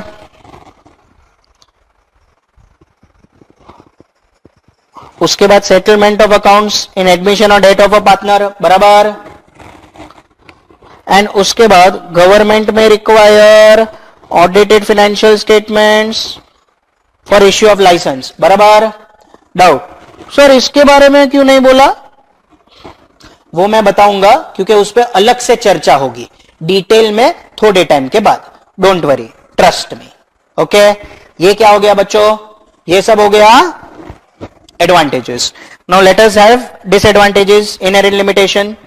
Page number 4, point number 5, inherent limitations. मिला? ओके. आपको चाहिए तो इनहेरेंट को अंडरलाइन करके लिख दीजिए. अनअवॉइडेबल, बराबर. ओके, ये है आपका F, ये है आपका A, ये है आपका C और ये है आपका T. Is this okay? Okay. Please take 2 minutes and please read all the inherent limitations. Hello friends, my name is CA Rahul Mehta and together we people are doing the subject of auditing and assurance at your inter CA level, which is your paper 6 for 100 marks. Today that we people are going to learn is the chapter of audit sampling, which also is covered by one of your standards on auditing, which is 530. So today we are going to learn audit sampling chapter. Okay then, आइए सीखते हैं ऐसे 530 audit sampling. Now see, audit sampling obviously आपके कानों के लिए नया नहीं है. हमने audit sampling पहले भी किधर देखा है? कोई बोलेगा सर कहाँ पे देखा है हमने audit sampling देखा है when we were doing the first chapter, nature, scope and objectives of auditing. If you people remember, उसमें question था inherent limitations of auditing, जिसके लिए मैंने आपको एक की भी दिया था, fact. आपको याद आया? Now, अगर fact का T ले, T लास्ट वाला, टाइमलीनेस ऑफ फाइनेंशियल रिपोर्टिंग, उसमें लिमिटेशन क्या था बच्चों? लिमिटेशन बड़ा सिंपल था, ऑडिटर को ऑडिट टाइम पे खत्म करना पड़ता है, लेकिन उसके पास एक ऑडिट नहीं होगा, उसके पास बहुत सारे ऑडिट होंगे. अगर बहुत सारे ऑडिट हैं, then I hope you realize it is difficult for the auditor to check 100% of the transactions, and therefore the auditor will check everything or he will check something less. So whenever the auditor checks something less than 100%, this type of checking is known as sampling. बराबर? Okay. बस आज हम वो sampling detail में देखने वाले हैं. That sampling क्या होता है, कौन से तरीके होते हैं, क्या ध्यान रखना पड़ता है, क्या रिस्क है, etcetera. Till here all okay? तो even if I just ask you what is sampling, at least इतना तो आपको आना चाहिए. Sampling is taking less than 100% transactions. And why less than 100%? क्योंकि ऑडिटर के पास टाइम इतना होता नहीं है. समझा? Okay. Now even before I go to sampling, first you'll have to understand certain terms. Okay, terms like population, sample. Now when I talk about population, what do you mean by population? Please ऐसा मत बोलो sir 135 crore. Come on यार, you are at inter CA level. Population correct. क्या मैं बोल सकता हूँ total number of transactions? Okay. उसका मतलब क्या? सुनो, ऐसे ही एक एग्जाम्पल लेते हैं, ड्रॉ करते हैं, क्या फर्क. सपोजिंग ये जो सर्कल है, सपोजिंग अज्यूम करो ये पॉपुलेशन है. अरे बराबर. तो क्या मैं बोल सकता हूं this is my total set of data? Transactions भी बोल सकते हो. बराबर. आराम से सोच के बोलना. ऑडिटर सब चेक करेगा कि कुछ कम. ओके. से ऑडिटर ने इसमें से इतना जो पार्ट है ना, जो मैंने हाईलाइट किया है, अज्यूम करो वो ये चेक करता है. तो क्या मैं बोल सकता हूं this is sample, and sample is drawn from the population. तो उसका मतलब सबसे पहले होगा पॉपुलेशन, एंड पॉपुलेशन में से क्या आएगा? Sample. Is this okay? Okay. लेकिन एक मिनट, अभी ऑडिटर चेक क्या करेगा? करेक्ट, वो चेक करेगा सैंपल. सैंपल चेक करने के बाद थोड़ा हेल्प करो, ऑडिटर क्या देगा? ओपिनियन. अरे बराबर. कि ट्रू एंड फेयर व्यू है या नहीं? प्लीज हेल्प करो. वो ओपिनियन किस पे देगा? सैंपल पे या पॉपुलेशन पे? सोच के बोलना, सैंपल पे या पॉपुलेशन पे? Good. He will give an opinion on the population. He will not give an opinion on the sample. See, वो पॉपुलेशन चेक नहीं कर रहा है क्योंकि टाइम का कमी है, लेकिन सैंपल चेक कर रहा है. लेकिन सैंपल चेक करने के बाद नॉर्मली एक अजम्पशन होता है, जैसा जैसा सैंपल वैसा वैसा पॉपुलेशन. क्या क्या क्या क्या? जैसा जैसा सैंपल वैसा वैसा population. It means sample should be representative of the population. हो, अंग्रेजी क्या बोला? Sample must be representative of the population. Is this okay? See, actually हम रियल लाइफ में भी सैम्पलिंग करते हैं. The only thing is आप लोग को पता नहीं चलता है कि वो सैम्पलिंग है. एक सिंपल सा एग्जांपल ले लो कॉन्सेप्ट समझने के लिए. से फॉर अ सिंपल एग्जांपल, हम लोग कोई बर्थडे पार्टी में जाते हैं, ठीक है ना? बर्थडे पार्टी में गए, जिसकी भी बर्थडे पार्टी हो, हमें मजा तो ऑब्वियसली केक खाने में आता है. अच्छा, नाउ सपोजिंग वो केक कटिंग का सेरेमनी रखने वाले, लेकिन अभी तक हुआ नहीं. तुम लोग राह देखते बैठे हो, कब होगा केक कटिंग सेरेमनी, कब होगा. फाइनली जाके केक कटिंग सेरेमनी हुआ, and you are waiting for that only. अभी केक कटिंग सेरेमनी हो गया, केक वेक काटा, चलो हैप्पी, अभी दो केक खाने का मन कर रहा है, हम तो उसी के लिए आए हैं. पार्टी किसकी भी हो, हमें तो केक से मतलब है. अच्छा, फिर अल्टीमेटली आई होप रियलाइज आपने एक पीस लिया केक का, चलो अच्छा लगा, और एक पीस लिया आपने केक का, खा लिया। फिर आपको केक अच्छा लगा, तो आप जब भी घर आए वापस, तो आपने अपने फैमिली मेंबर्स को बोला उधर केक बहुत अच्छा था। एक मिनट, क्या बोला आपने? उधर केक बहुत अच्छा था। क्या आपने ऐसा बोला मैंने जो पीस ऑफ केक खाया वो बहुत अच्छा था? नहीं, आपने पूरा केक थोड़ी खाया है, आपने तो थोड़ा सा केक खाया। लेकिन जो थोड़ा सा केक खाया, आपने ओपिनियन थोड़े से केक पे नहीं दिया, आपने ओपिनियन पूरे केक पे दिया है। This is what is sampling. You are not checking entirely, you are checking something, but you are not giving opinion on something, but you are giving opinion on everything. Is the concept very clear? Okay. Now, जब भी मैं बोलूं population, obviously मैंने आपको बोला it refers to the total set of data और total set of transactions. ये जो पॉपुलेशन है, रिपीट करता हूं, ये जो पॉपुलेशन है, ये पॉपुलेशन के कुछ कैरेक्टरिस्टिक्स हैं। ये जो पॉपुलेशन है उसके कुछ कैरेक्टरिस्टिक्स है। को बोलेगा सर कितने कैरेक्टरिस्टिक्स है? 3 कैरेक्टरिस्टिक्स। को बोला किधर है? बताता हूं, सुनो। ये देखिए, मैं आपके लिए लिख के लाया हूं what is audit sampling. So ultimately आपके लिए बड़ा सिंपल हो, चेक करते हैं, please come have a look. Audit sampling firstly is covered by SA 530. Audit sampling is checking less than 100% of the transactions from the population. Population is the entire set of data or you can say total transactions. Population के कुछ कुछ characteristics हैं, 3 check करो। पहला, if you have a look, completeness, मतलब आपका जो population है सबसे पहले वो complete होना चाहिए। क्यों?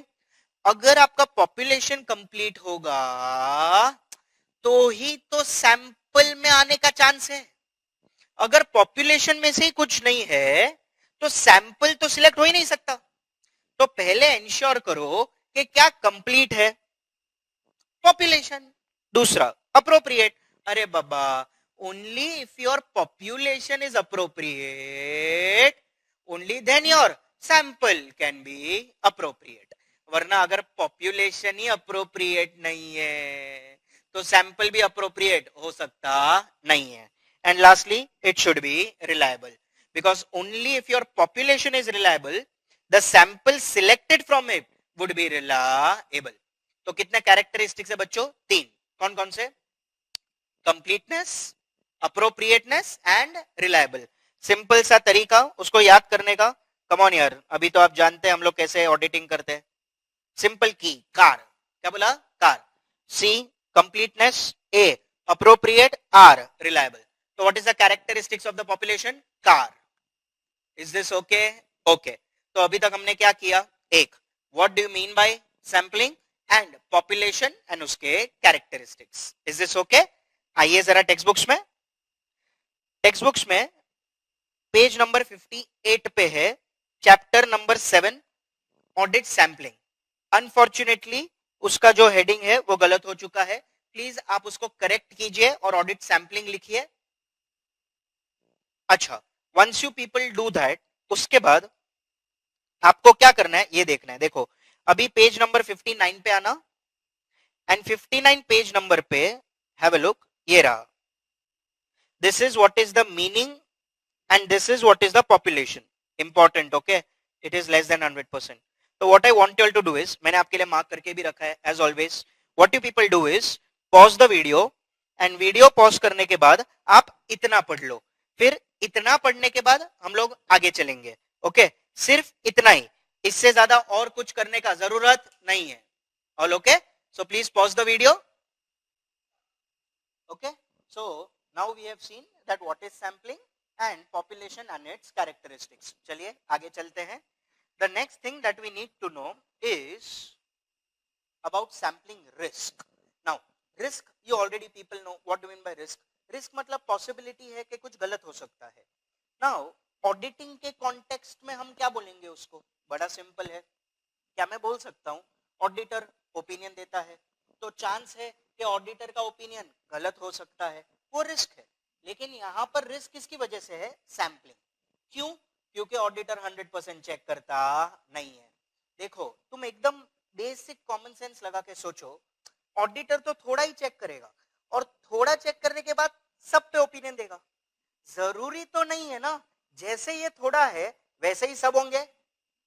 क्या बोला? How ultimately the sample is not necessary, the population is also like that. Population may be different.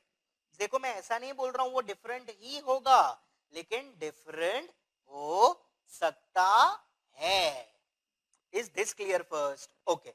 Now when I talk about basically sampling, उसमें क्या रिस्क होगा? देखो बड़ा सिंपल है. Auditor will check sample. Chances है कि वो जो ओपिनियन देगा सैंपल चेक करने का, वो ओपिनियन शायद सेम ना हो अगर वो पॉपुलेशन चेक करता. Try to understand.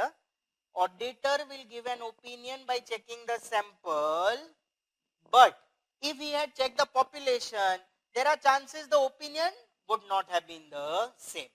Such type of a risk is known as sampling risk. So what is sampling risk? आइए देखते हैं जरा. देखो, it is the risk that the opinion which is based on a sample. Opinion is based on a sample, but remember, you are not giving opinion on the sample. You are giving opinion on the population which is based on the sample. It may be, I'm not telling it will be, it may be different if the entire population was tested. Meaning समझा? Okay, आपने थोड़ा सा piece cake का खाया था, वो अच्छा निकला. चांसेस है कि शायद थोड़ा सा पीस खराब था, वो किसी और को मिला. आपने तो बोल लिया कि केक अच्छा है, लेकिन एक्चुअली में चांसेस है कि केक शायद अच्छा ना हो पूरा. हो सकता है. Now, sampling risk also basically means auditor may make two types of erroneous conclusions. Erroneous, wrong conclusions. What two types of wrong conclusions? देखिए, पहला तो यहां है, दूसरा ब्लैंक है. कोई बोलेगा तुम लिखना भूल गए. नहीं, मैंने ये जानबूझ के ब्लैंक रखा है so that you people will help me कि इधर क्या आएगा. पहले ये समझ लेते हैं फर्स्ट साइड, सेकंड वाला आप बताओगे. Okay, now what are we discussing? Sampling risk मतलब auditor can make two types of erroneous conclusion. पहला, in case of test of controls.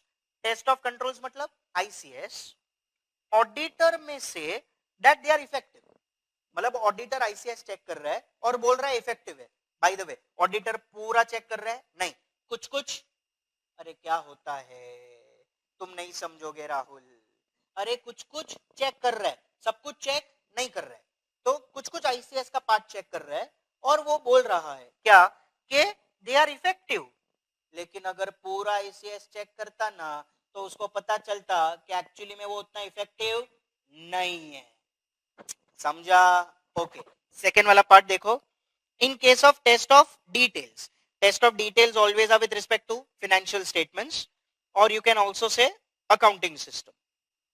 तो सेकेंड में इधर, in case of test of details, auditor may say that material misstatement does not exist. मतलब वो जब भी financial statements check कर रहे हैं, बाय द वे, क्या फाइनेंशियल स्टेटमेंट्स में सब कुछ चेक कर रहा है? नहीं. क्या कुछ कुछ चेक कर रहा है? हाँ, वो कुछ कुछ चेक कर रहा है फाइनेंशियल स्टेटमेंट्स और बोल रहा है इसमें इतना मटेरियल मिसस्टेटमेंट नहीं है. लेकिन अगर बाकी का फाइनेंशियल स्टेटमेंट्स चेक करता तो उसको पता चलता कि कितना सारा मिसस्टेटमेंट्स है. उसका मतलब actually they do have misstatements. Is this okay? So this is your first type of erroneous conclusion. क्या? That in case of test of controls, बोले तो ICS, auditor may say that they are effective, but actually they are not. Second में, in case of test of details, auditor may say material misstatement does not exist, but actually they do. See, उसका मतलब auditor का opinion गलत होगा. वो बोलेगा true and fair view है, true and fair view है, but actually में नहीं है. समझा? Okay. Now second वाले में क्या होगा? Exact opposite. मतलब क्या होगा? थोड़ा सा तुम मुझे हेल्प करो. सपोजिंग अगर यही मुझे यहां लिखना होता, कमॉन कमॉन, क्या लिखूंगा? बोलो. Same. In case of test of details, बोलो, ऑडिटर में से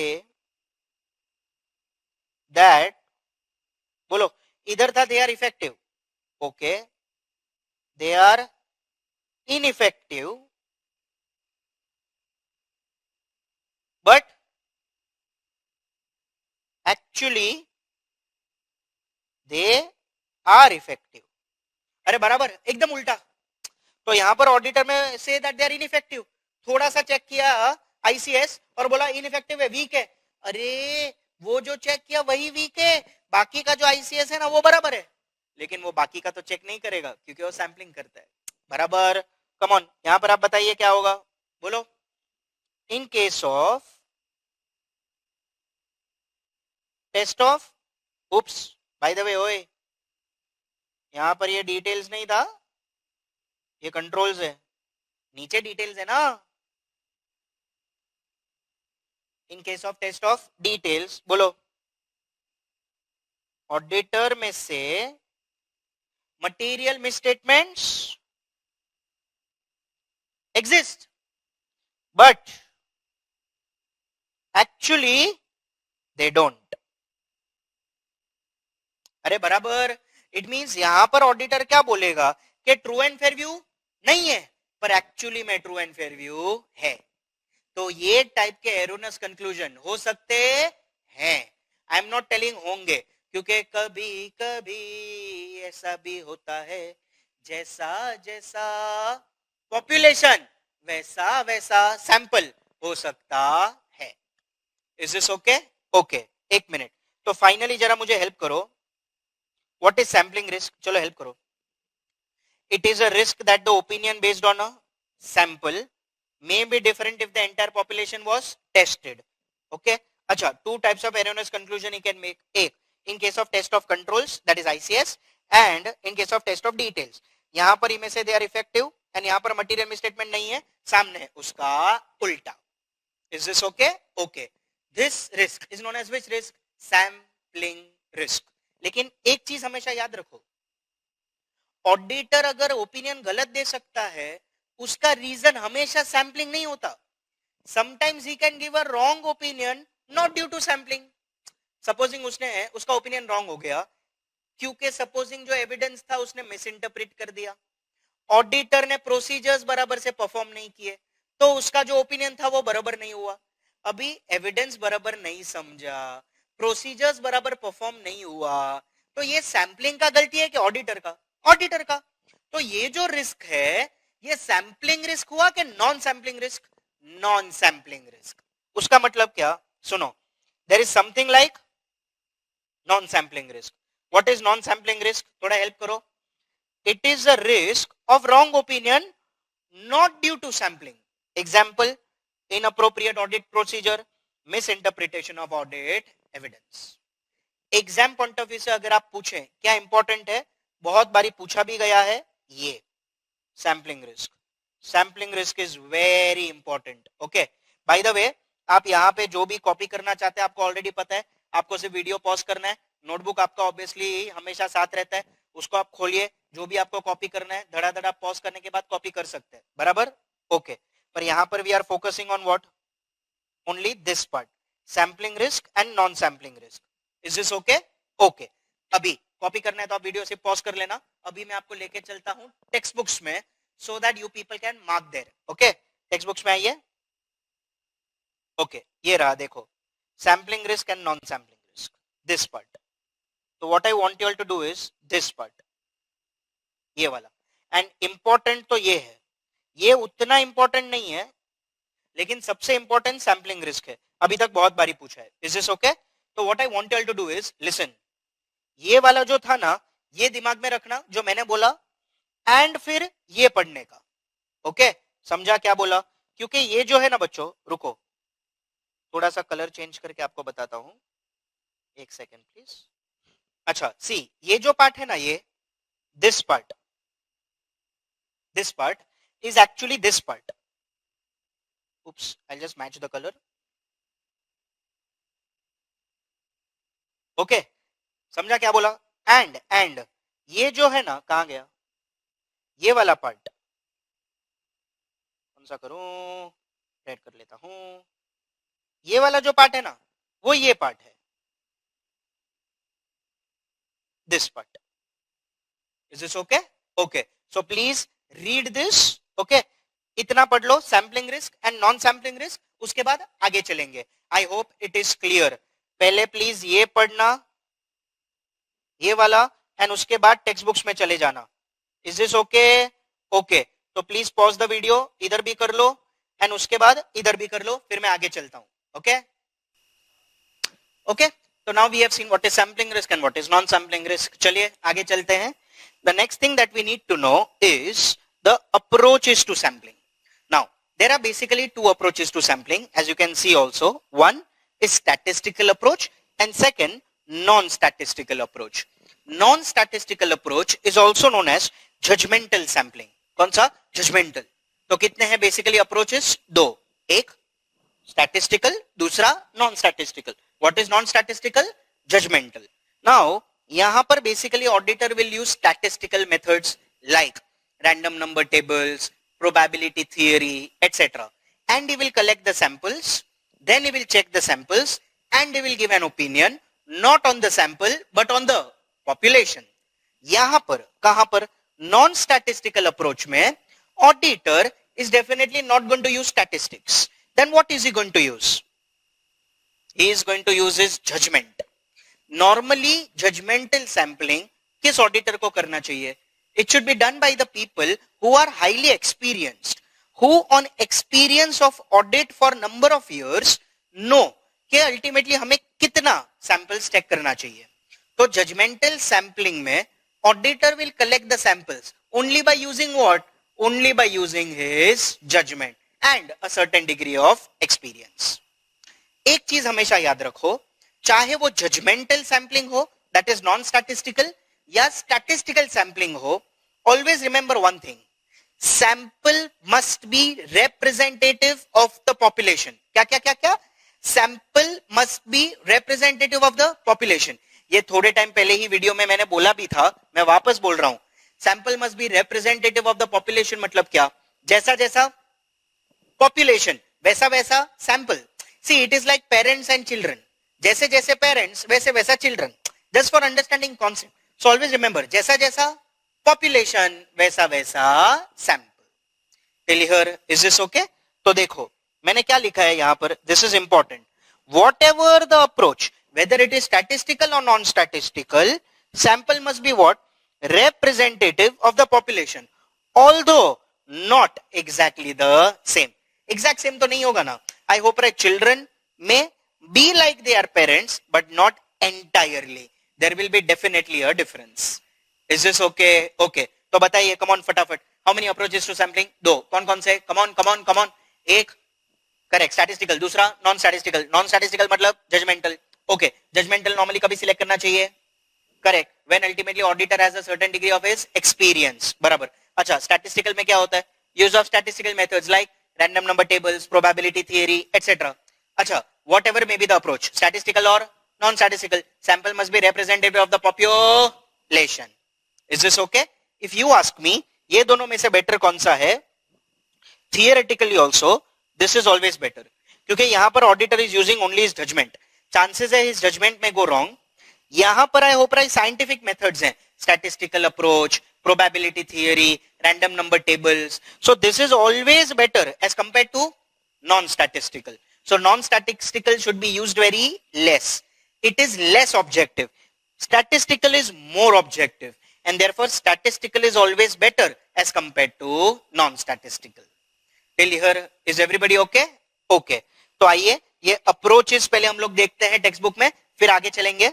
आइए, अभी आपको आना है टेक्स्ट बुक में. ये सब का टेंशन मत लो, सब होगा, ट्रस्ट मी. अभी आपको आना है पेज नंबर 61 पे, और उसमें देखो अप्रोच टू सैम्पलिंग दिया है. ये है स्टैटिस्टिकल, ये दोनों इंपॉर्टेंट पार्ट है उसके, एंड ये है नॉन स्टैटिस्टिकल, और ये इंपॉर्टेंट पार्ट है. एंड सबसे इंपॉर्टेंट ये है, ये पार्ट देखो. Whatever may be the approach, statistical, non statistical, sample must be representative. समझा? ओके. बाय द वे, यहां पर कुछ एडवांटेजेस दिए हैं स्टैटिस्टिकल सैम्पलिंग के, that ultimately I hope realize. When you people are doing statistical sampling, the sample size does not change in the same proportion of the population. अगर population 10% से बढ़ा है, तो जरूरी नहीं है sample size भी 10% से बढ़ेगा. I hope वो 3, 4, 5% से भी बढ़ सकता है. समझा? Can I say basically when you are doing statistical sampling, you can cover a large mass data which is representing the population. and obviously relatively less time लगेगा. Agreed? So these are basic advantages of statistical sampling. What I want you all to do is listen. I want you all first to read this part. देखो, पहले इतना पढ़ लो. ये दोनों जो मैंने चौकड़ी मारा है वो करने का जरूरत नहीं है, बाकी आप बराबर से देख लो, वो सिंपल है. तो पहले पॉज करो वीडियो और इतना पढ़ लो, फिर मैं नॉन स्टैटिस्टिकल लेके जाता हूं. Okay, is this okay? This is not that important but this important. अच्छा, उसके बाद ये रहा नॉन स्टैटिस्टिकल. देखो, so now you have to read this part. Okay, तो पहले आप एक काम करो, वीडियो पॉज करो, इतना पढ़ लो, फिर मैं आगे चलता हूं. पढ़ा? सी, मैंने बोला था नॉन स्टैटिस्टिकल में मतलब जजमेंट जब यूज करता है ऑडिटर बायस्ड हो सकता है, तो ultimately I hope realize better is always statistical. Is this okay? Okay, चलिए आगे चलते हैं. अभी हमने क्या सीखा? Approaches to sampling. आगे देखो. Now what you people have to understand is basically the tolerance level. Now ये टॉलरेंस लेवल क्या होता है ये समझने का कोशिश करो. सी, अगर आपको ऑडिट सैम्पलिंग सीखना है ना, तो ये सब सीखना चाहिए. टॉलरेंस लेवल का मतलब क्या होगा? सबसे पहले it is the level which is set bye the auditor and it is the level which he can tolerate. Repeat करता हूं, it is the level which is set bye the auditor which he can tolerate.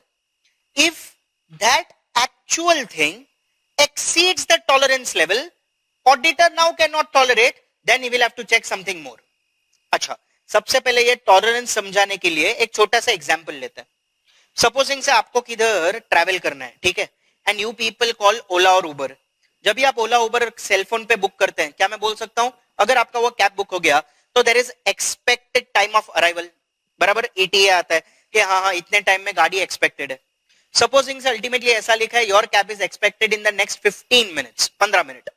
अच्छा, जरूरी है 15 minute के बाद touch उधर आ जाएगी गाड़ी? नहीं. आप दिमाग में क्या सोचोगे?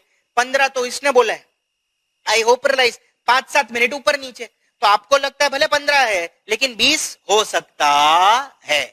It means ultimately I hope realize दिमाग में आपने पकड़ा है 20, बराबर. Okay, now say you people want to go to the airport to catch a flight, so you are as such running out of time. Okay, अभी 15 minute हो गया, cab अभी तक आया नहीं, आपको पता है हाँ थोड़ा टाइम ज्यादा ही लगेगा, तो अल्टीमेटली अभी 18 हो गया, कैब नहीं आया, 20 हो गया, तो आपने जो एक्सपेक्ट किया था आई होप रियलाइज वो टाइम भी खत्म हो गया.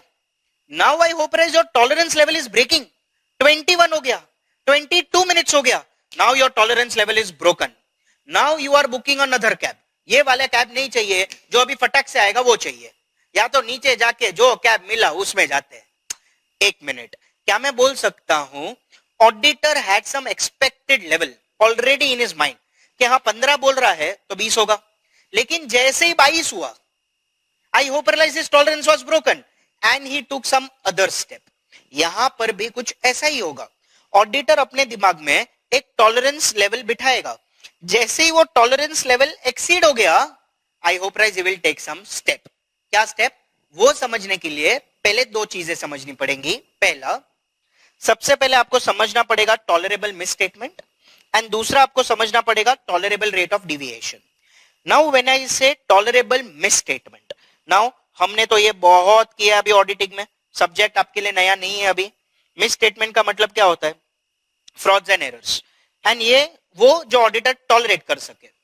सपोजिंग मैं ऑडिटर हूं, मैंने सैंपलिंग करना शुरू किया, तो ऑब्वियसली अभी मैं ऑडिटिंग कर रहे, मैं सैंपल्स देख रहे, मेरे दिमाग में है कि मैं टॉलरेट करूंगा, मिड साइज कंपनी है, मैं टॉलरेट करूंगा 5 लाख तक के मिसस्टेटमेंट्स.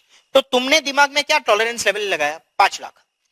5 का सपोजिंग 5.25 5.5 हो गया ना तो चलता, लेकिन जब भी मैं चेक कर रहे मैंने देखा टोटल मिसस्टेटमेंट्स अब तक, सब चेक नहीं हुआ है बाय द वे, अब तक 6 लाख हो गए. 1 मिनट, आपने कितना टॉलरेंस लेवल सेट किया? 5 लाख. एक्चुअल में कितना हो गया? 6 लाख. क्या मैं बोल सकता हूं actual misstatement is now more than the tolerable misstatement? Your tolerable was 5, actual is 6. So can I say your actual is more than tolerance? Now use common sense. Auditor क्या बोलेगा? अरे बाप रे, जो मैं टॉलरेट कर सकता था वो लेवल तो ब्रीच हो गया, वो लेवल तो ब्रेक हो गया, तो ऑब्वियसली ये कंपनी में फ्रॉड्स एंड एरर्स ज्यादा लग रहा है, ये कंपनी में फ्रॉड्स एंड एरर्स ज्यादा लग रहा है, मतलब मेरे को चेक ज्यादा करना पड़ेगा. So what is his action? Like your action was calling another cab or going down and catching a cab. What will be auditor's action here? Auditor's action will be to ultimately check something more because frauds and errors have breached his tolerance level. Is this okay? Okay. So this was our tolerable misstatement. Now दूसरा क्या है? Tolerable rate of deviation. ये किसके बारे में deviation का बात कर रहे हैं? Who is deviating? ICS. मतलब internal control system. Now auditor भी जानता है दैट कंपनी ने जो भी आईसीएस सेटअप किया होगा वो 100% ऑब्वियसली चेक नहीं करेगा क्योंकि उसमें खुद लिमिटेशंस होंगे कुछ ना कुछ. Do you agree?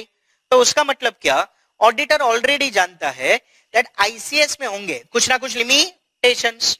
तो कॉमन सेंस ही बात है, ऑडिटर नोस कि ये कुछ ना कुछ डिविएट करेगा.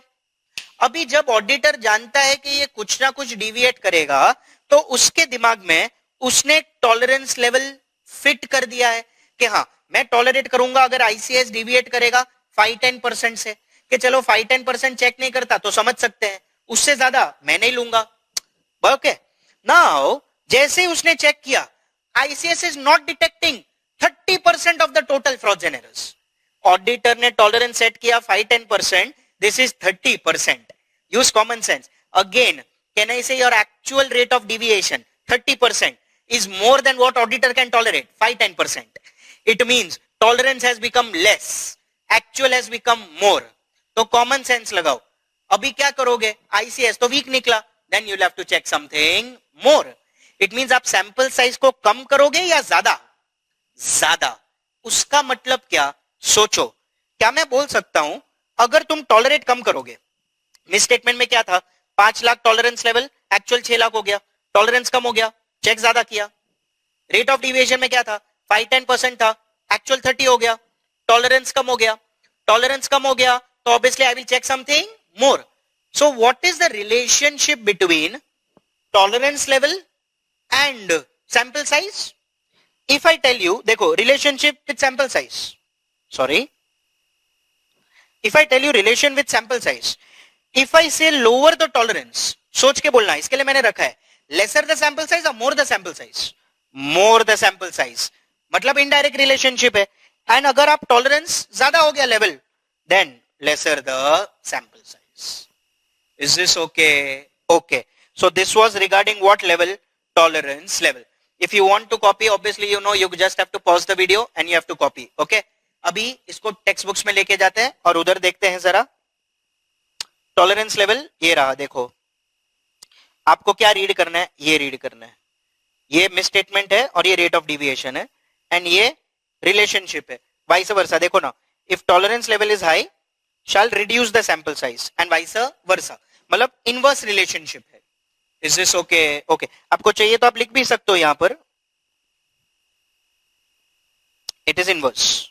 ओके. तो अभी आप क्या करो, सुनो, वीडियो पॉज करो और वीडियो पॉज करने के बाद ये टॉलरेंस लेवल जो पार्ट है ना, बस आप सिर्फ पहले इतना पढ़ लीजिए टॉलरेंस लेवल, फिर मैं आगे चलता हूं. Is this okay?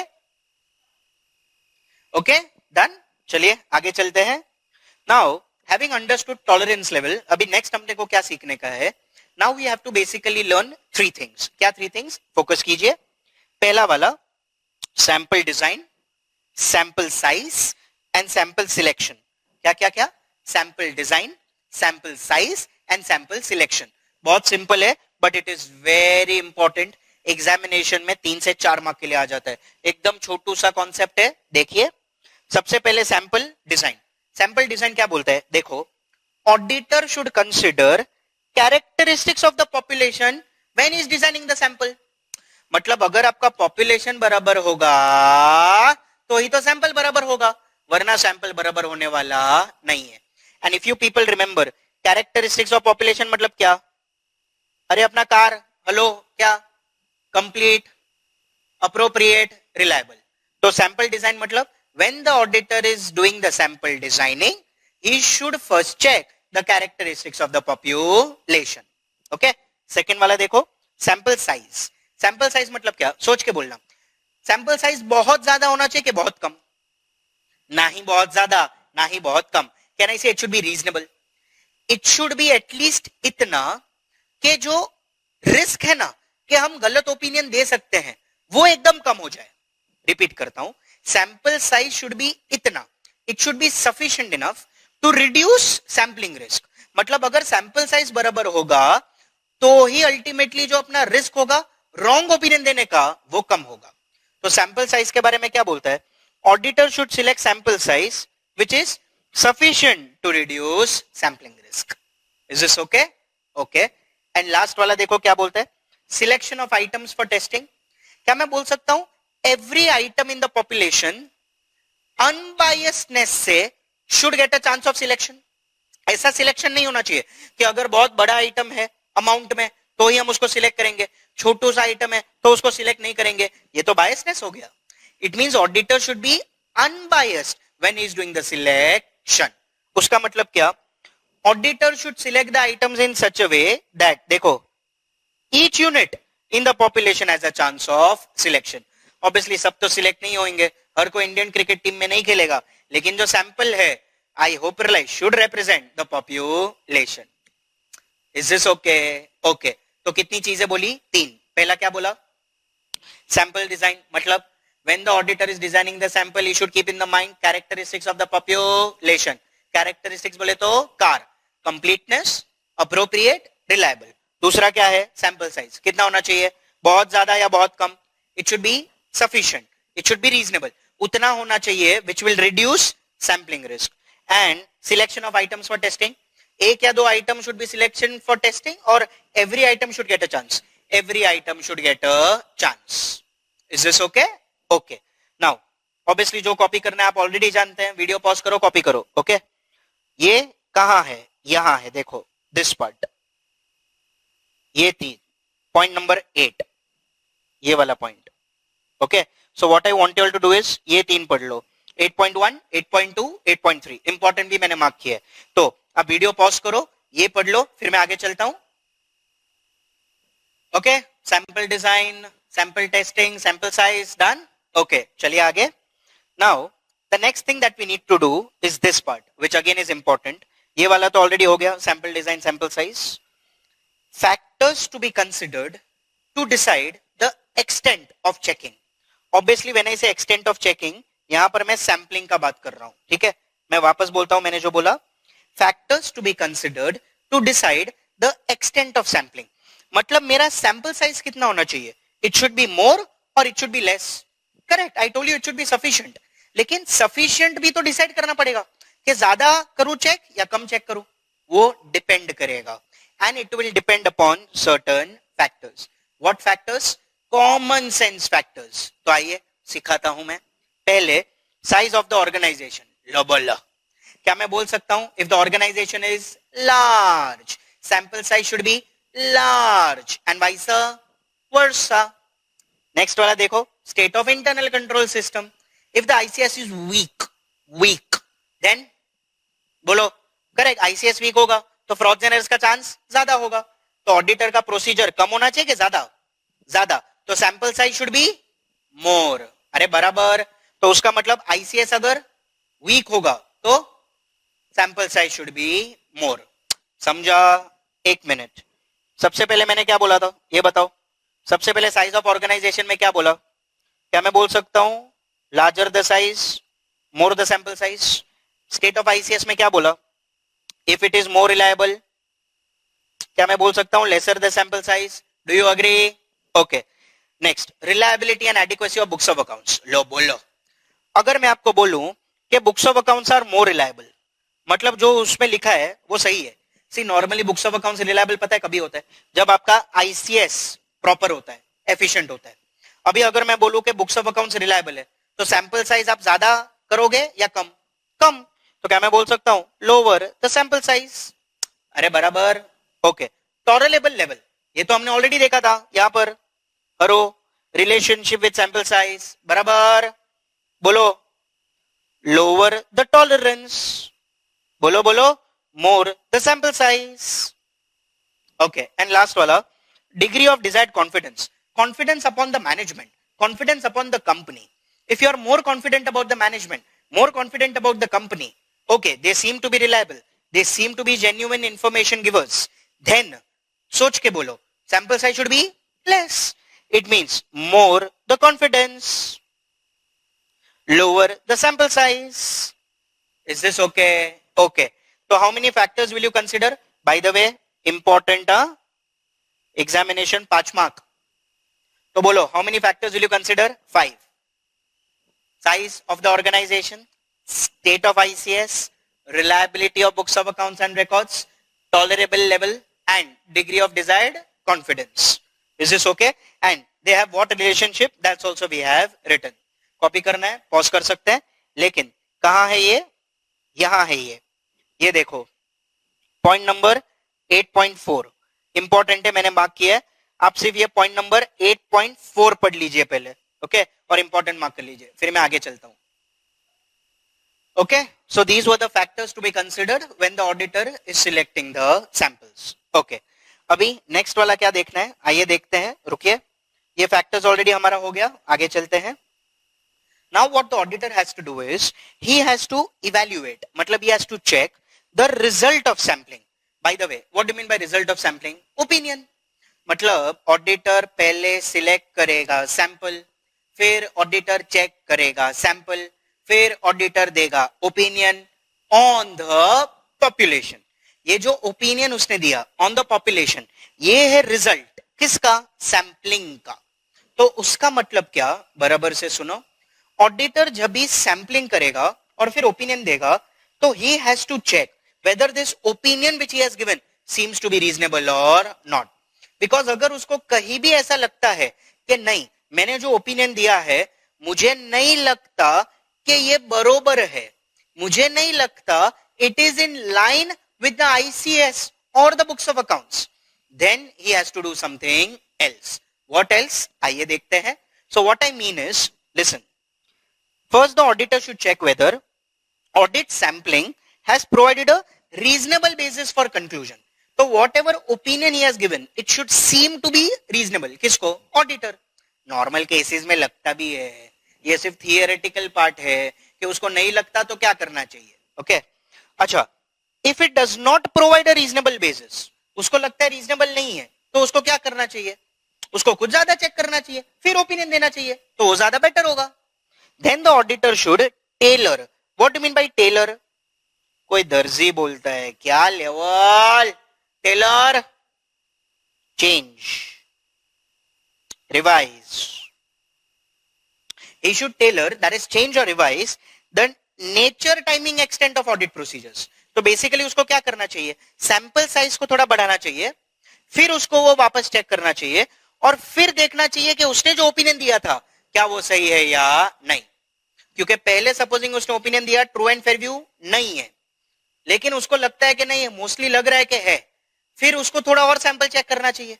और अगर ये और ये ओपिनियन मैच करता है तो फिर आप दे दो सेम ओपिनियन, और अगर ये और ये ओपिनियन मैच नहीं करता है, then you will have to use your judgement and then give a proper opinion के कौन सा सही है, कि ट्रू एंड फेयर व्यू है या ट्रू एंड फेयर व्यू नहीं है.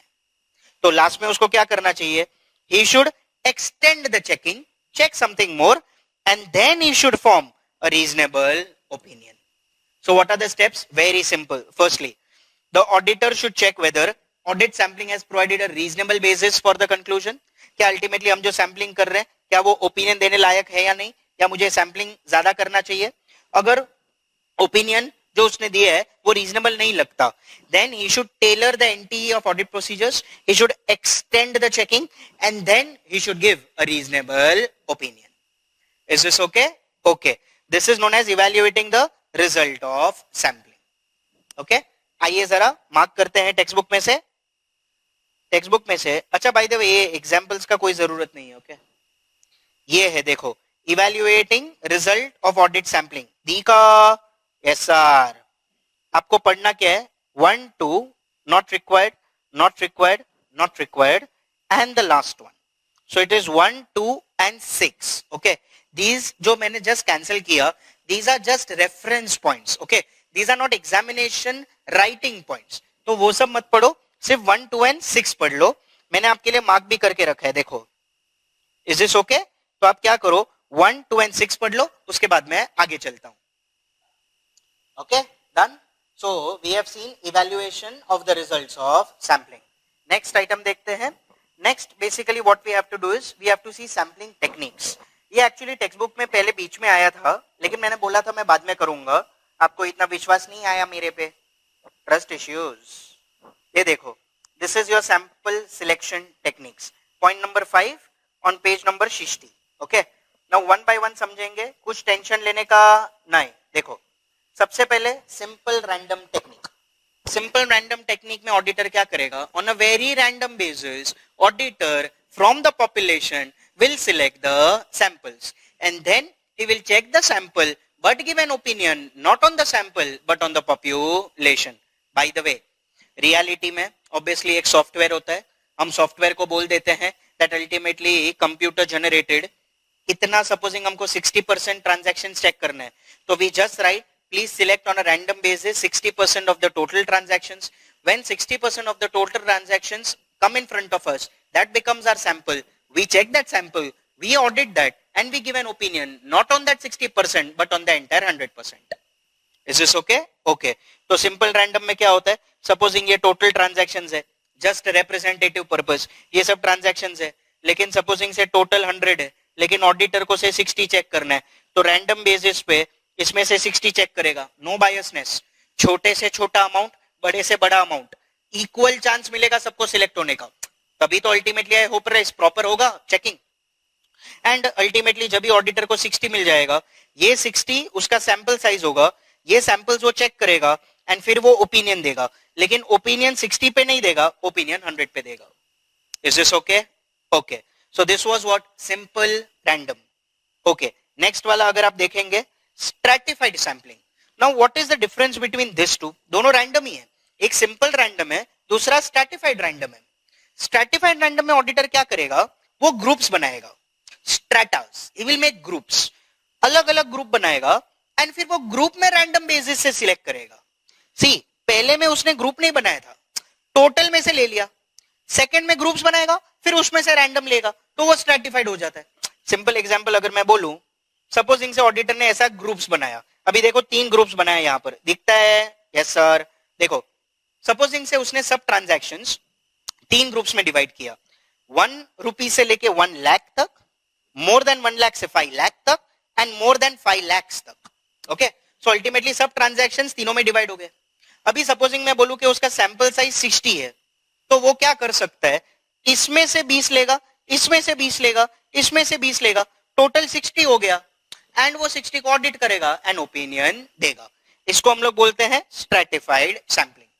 इसमें सिर्फ एक ही प्रॉब्लम है कंपेयर टू सिंपल रैंडम. इसमें प्रॉब्लम यह है कि ऑडिटर यहां पर बायस्ड हो सकता है. बायस्ड मतलब कैसे? वो बोल सकता है कि नहीं नहीं मैं तो बड़ा अमाउंट ही चेक करूंगा. तो सपोजिंग बोलेगा कि ठीक है मैं 40 यहां से ले लेता हूं, मेरे को अल्टीमेटली इसका कोई जरूरत ही नहीं, तो उधर से 0. लेकिन बुद्धि लगाओ. I hope you realize fraud and error हमेशा बड़े अमाउंट का नहीं होगा एंड छोटा छोटा फ्रॉड मिल के बड़ा हो सकता है. It can become material collectively. तो अल्टीमेटली इसमें बायसनेस हो सकता है. इसमें बायसनेस था ही नहीं, क्योंकि छोटे से छोटा बड़े से बड़ा सब आता था, लेकिन यहां पर भी बायसनेस आ सकता है. So if you ask me, out of simple random क्या कर रहा है Rahul? Sorry Rahul. Okay Rahul. Out of simple random and stratified, which is better? Stratified और simple? This is not better. Which is better? Simple. Is this okay? Okay. आगे देखते हैं. Next वाला अगर आप देखेंगे, सिस्टमैटिक और इंटरवल सैंपलिंग. इसमें क्या होगा? जो टोटल ट्रांजैक्शंस होगा, आपका जो सैंपल होगा, at the end of every interval number आएगा, फिर वो आपका सैंपल्स बनता जाएगा एंड सैंपल करके ये सिलेक्शन जो आपने किया सैंपल्स का, उसको चेक करो और ओपिनियन दो पॉपुलेशन पे. कैसे होता है देखते हैं. सपोजिंग मैं बोलूं, ये रहा देखो इंटरवल सैंपलिंग है ये. सपोजिंग ये आपका लिस्ट ऑफ ट्रांजैक्शंस है, ठीक है. Now how do you get interval? How do you get a sample? It is given by population divided by sample size. Assume कर कि पॉपुलेशन 100 है, अज्यूम करो, एंड सैंपल 50 है. I hope price thousands of transactions होगा, मैं सिर्फ simple रखने के लिए बोल रहा हूं ये. Okay. 100 is population, sample size is 50. So what is your interval number? 2. So every second transaction, at the interval of every second transaction you will get your sample. मतलब second transaction is your sample. तो देखो first second तो ये आपका sample, second number 2 आया ना, वापस first second तो ये sample, first second तो ये sample, बस ऐसे चलते जाएगा. एंड अल्टीमेटली ऐसे आपको 100 में से टोटल कितने मिलेंगे? 50. समझा? ऑब्वियसली यहां पर 2 आ रहा है क्योंकि मैंने ऐसा नंबर लिया है, नंबर अलग भी हो सकता है. Is this okay? ओके.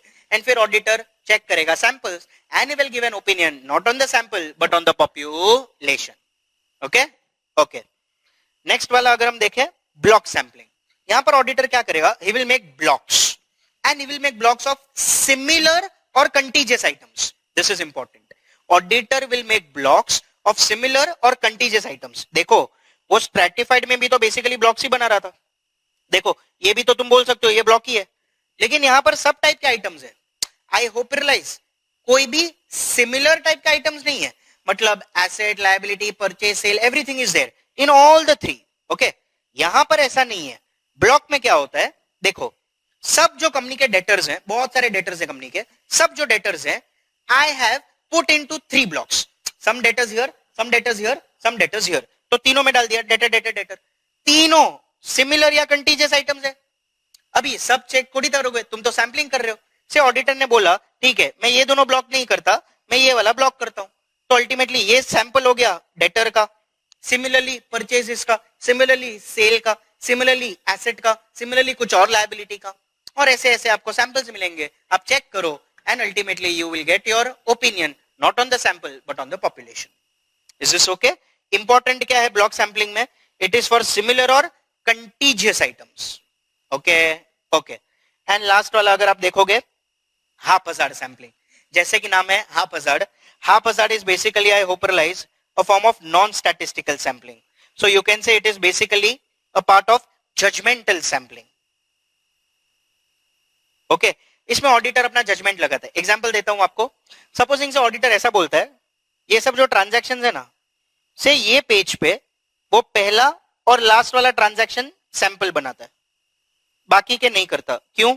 उसकी मर्जी. haphazard, जो करना है करो. से दूसरे पेज ऑफ ट्रांजैक्शन पे पहले और लास्ट वाले को छोड़ के बाकी सब उसका सैंपल है. तो बोला अभी क्यों ऐसा किया? haphazard, कोई वे है ही नहीं. So when there is no way, when you are using your judgement, when you are using nothing but no statistical method, then that becomes haphazard. Normally haphazard नहीं करना चाहिए because देखो it is hazardous. So what is better? Is statistical, not this one. Is this okay? Okay. So simple random, stratified random, systematic और interval sampling, population divided by sample size, उसके बाद block sampling and उसके बाद haphazard. Is this okay? Okay. अभी इसके बारे में जरा पढ़ना पड़ेगा. आइए ये देखिए आपको क्या क्या पढ़ना है, मार्क करके देता हूं. 1 मिनट. रैंडम, उसमें सिंपल और स्ट्रैटिफाइड मैंने बोला. उसके बाद ये मॉनिटरी यूनिट कैंसिल कर दीजिए. Block sampling, haphazard, stratification cancel कर दो क्योंकि वो इधर ही कवर्ड हो जाता है. ओके. उसके बाद वैल्यू वेटेड भी कैंसिल कर दो, कोई करने का वो जरूरत नहीं है क्योंकि वो यहां पर था लेकिन वो कैंसिल हो चुका है. So what you people do is you read this part. Wait,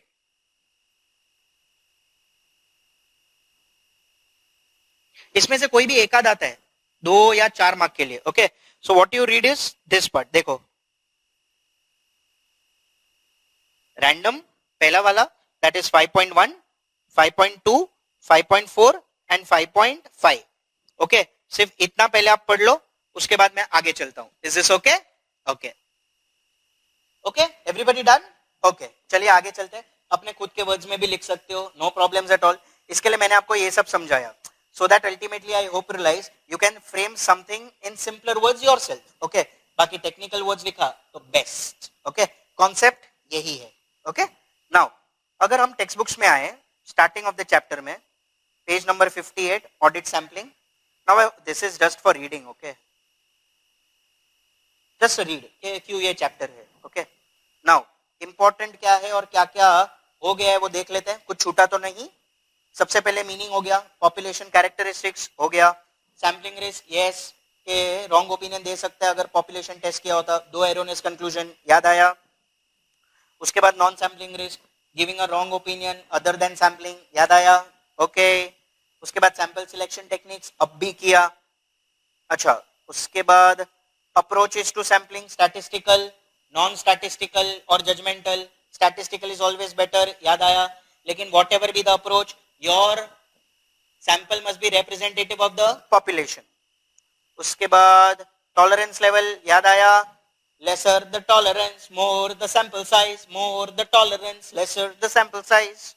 फिर sample design selection size, याद आया. It should be sufficient to reduce sampling risk. Characteristics of population check करो. And ultimately samples selection of items. Every item should get a reasonable opportunity to get selected. How many factors to decide the extent of checking? ये वाला important था. 5. Size of the organization. हमने देखा था. State of ICS. Reliability of books of accounts and records. Tolerable level and degree of desired confidence. उसके बाद examples not required. Evaluating result of sampling. अगर आपको लगता है कि reasonable है opinion तो ठीक है. नहीं लगता तो tailor करो, revise करो. Nature, timing, extent of audit procedure ज्यादा चेक करो एंड फिर ओपिनियन दो. याद आया. मार्किंग ऑलरेडी हमने सब किया है. उसके बाद बोलो क्या मैं बोल सकता हूं? चैप्टर खत्म. तो I hope you realise with this we have finished the chapter of audit sampling which is covered by SA 530. With this that standard on auditing is also done. Important chapter, small chapter. Sampling risk normally बहुत important था. जो भी important है मैंने already आपको मार्क कराया. Are all relevant from examination point of view. Hope you have understood this particular chapter and we will find no difficulty in answering any question. All the very best. Thank you for watching.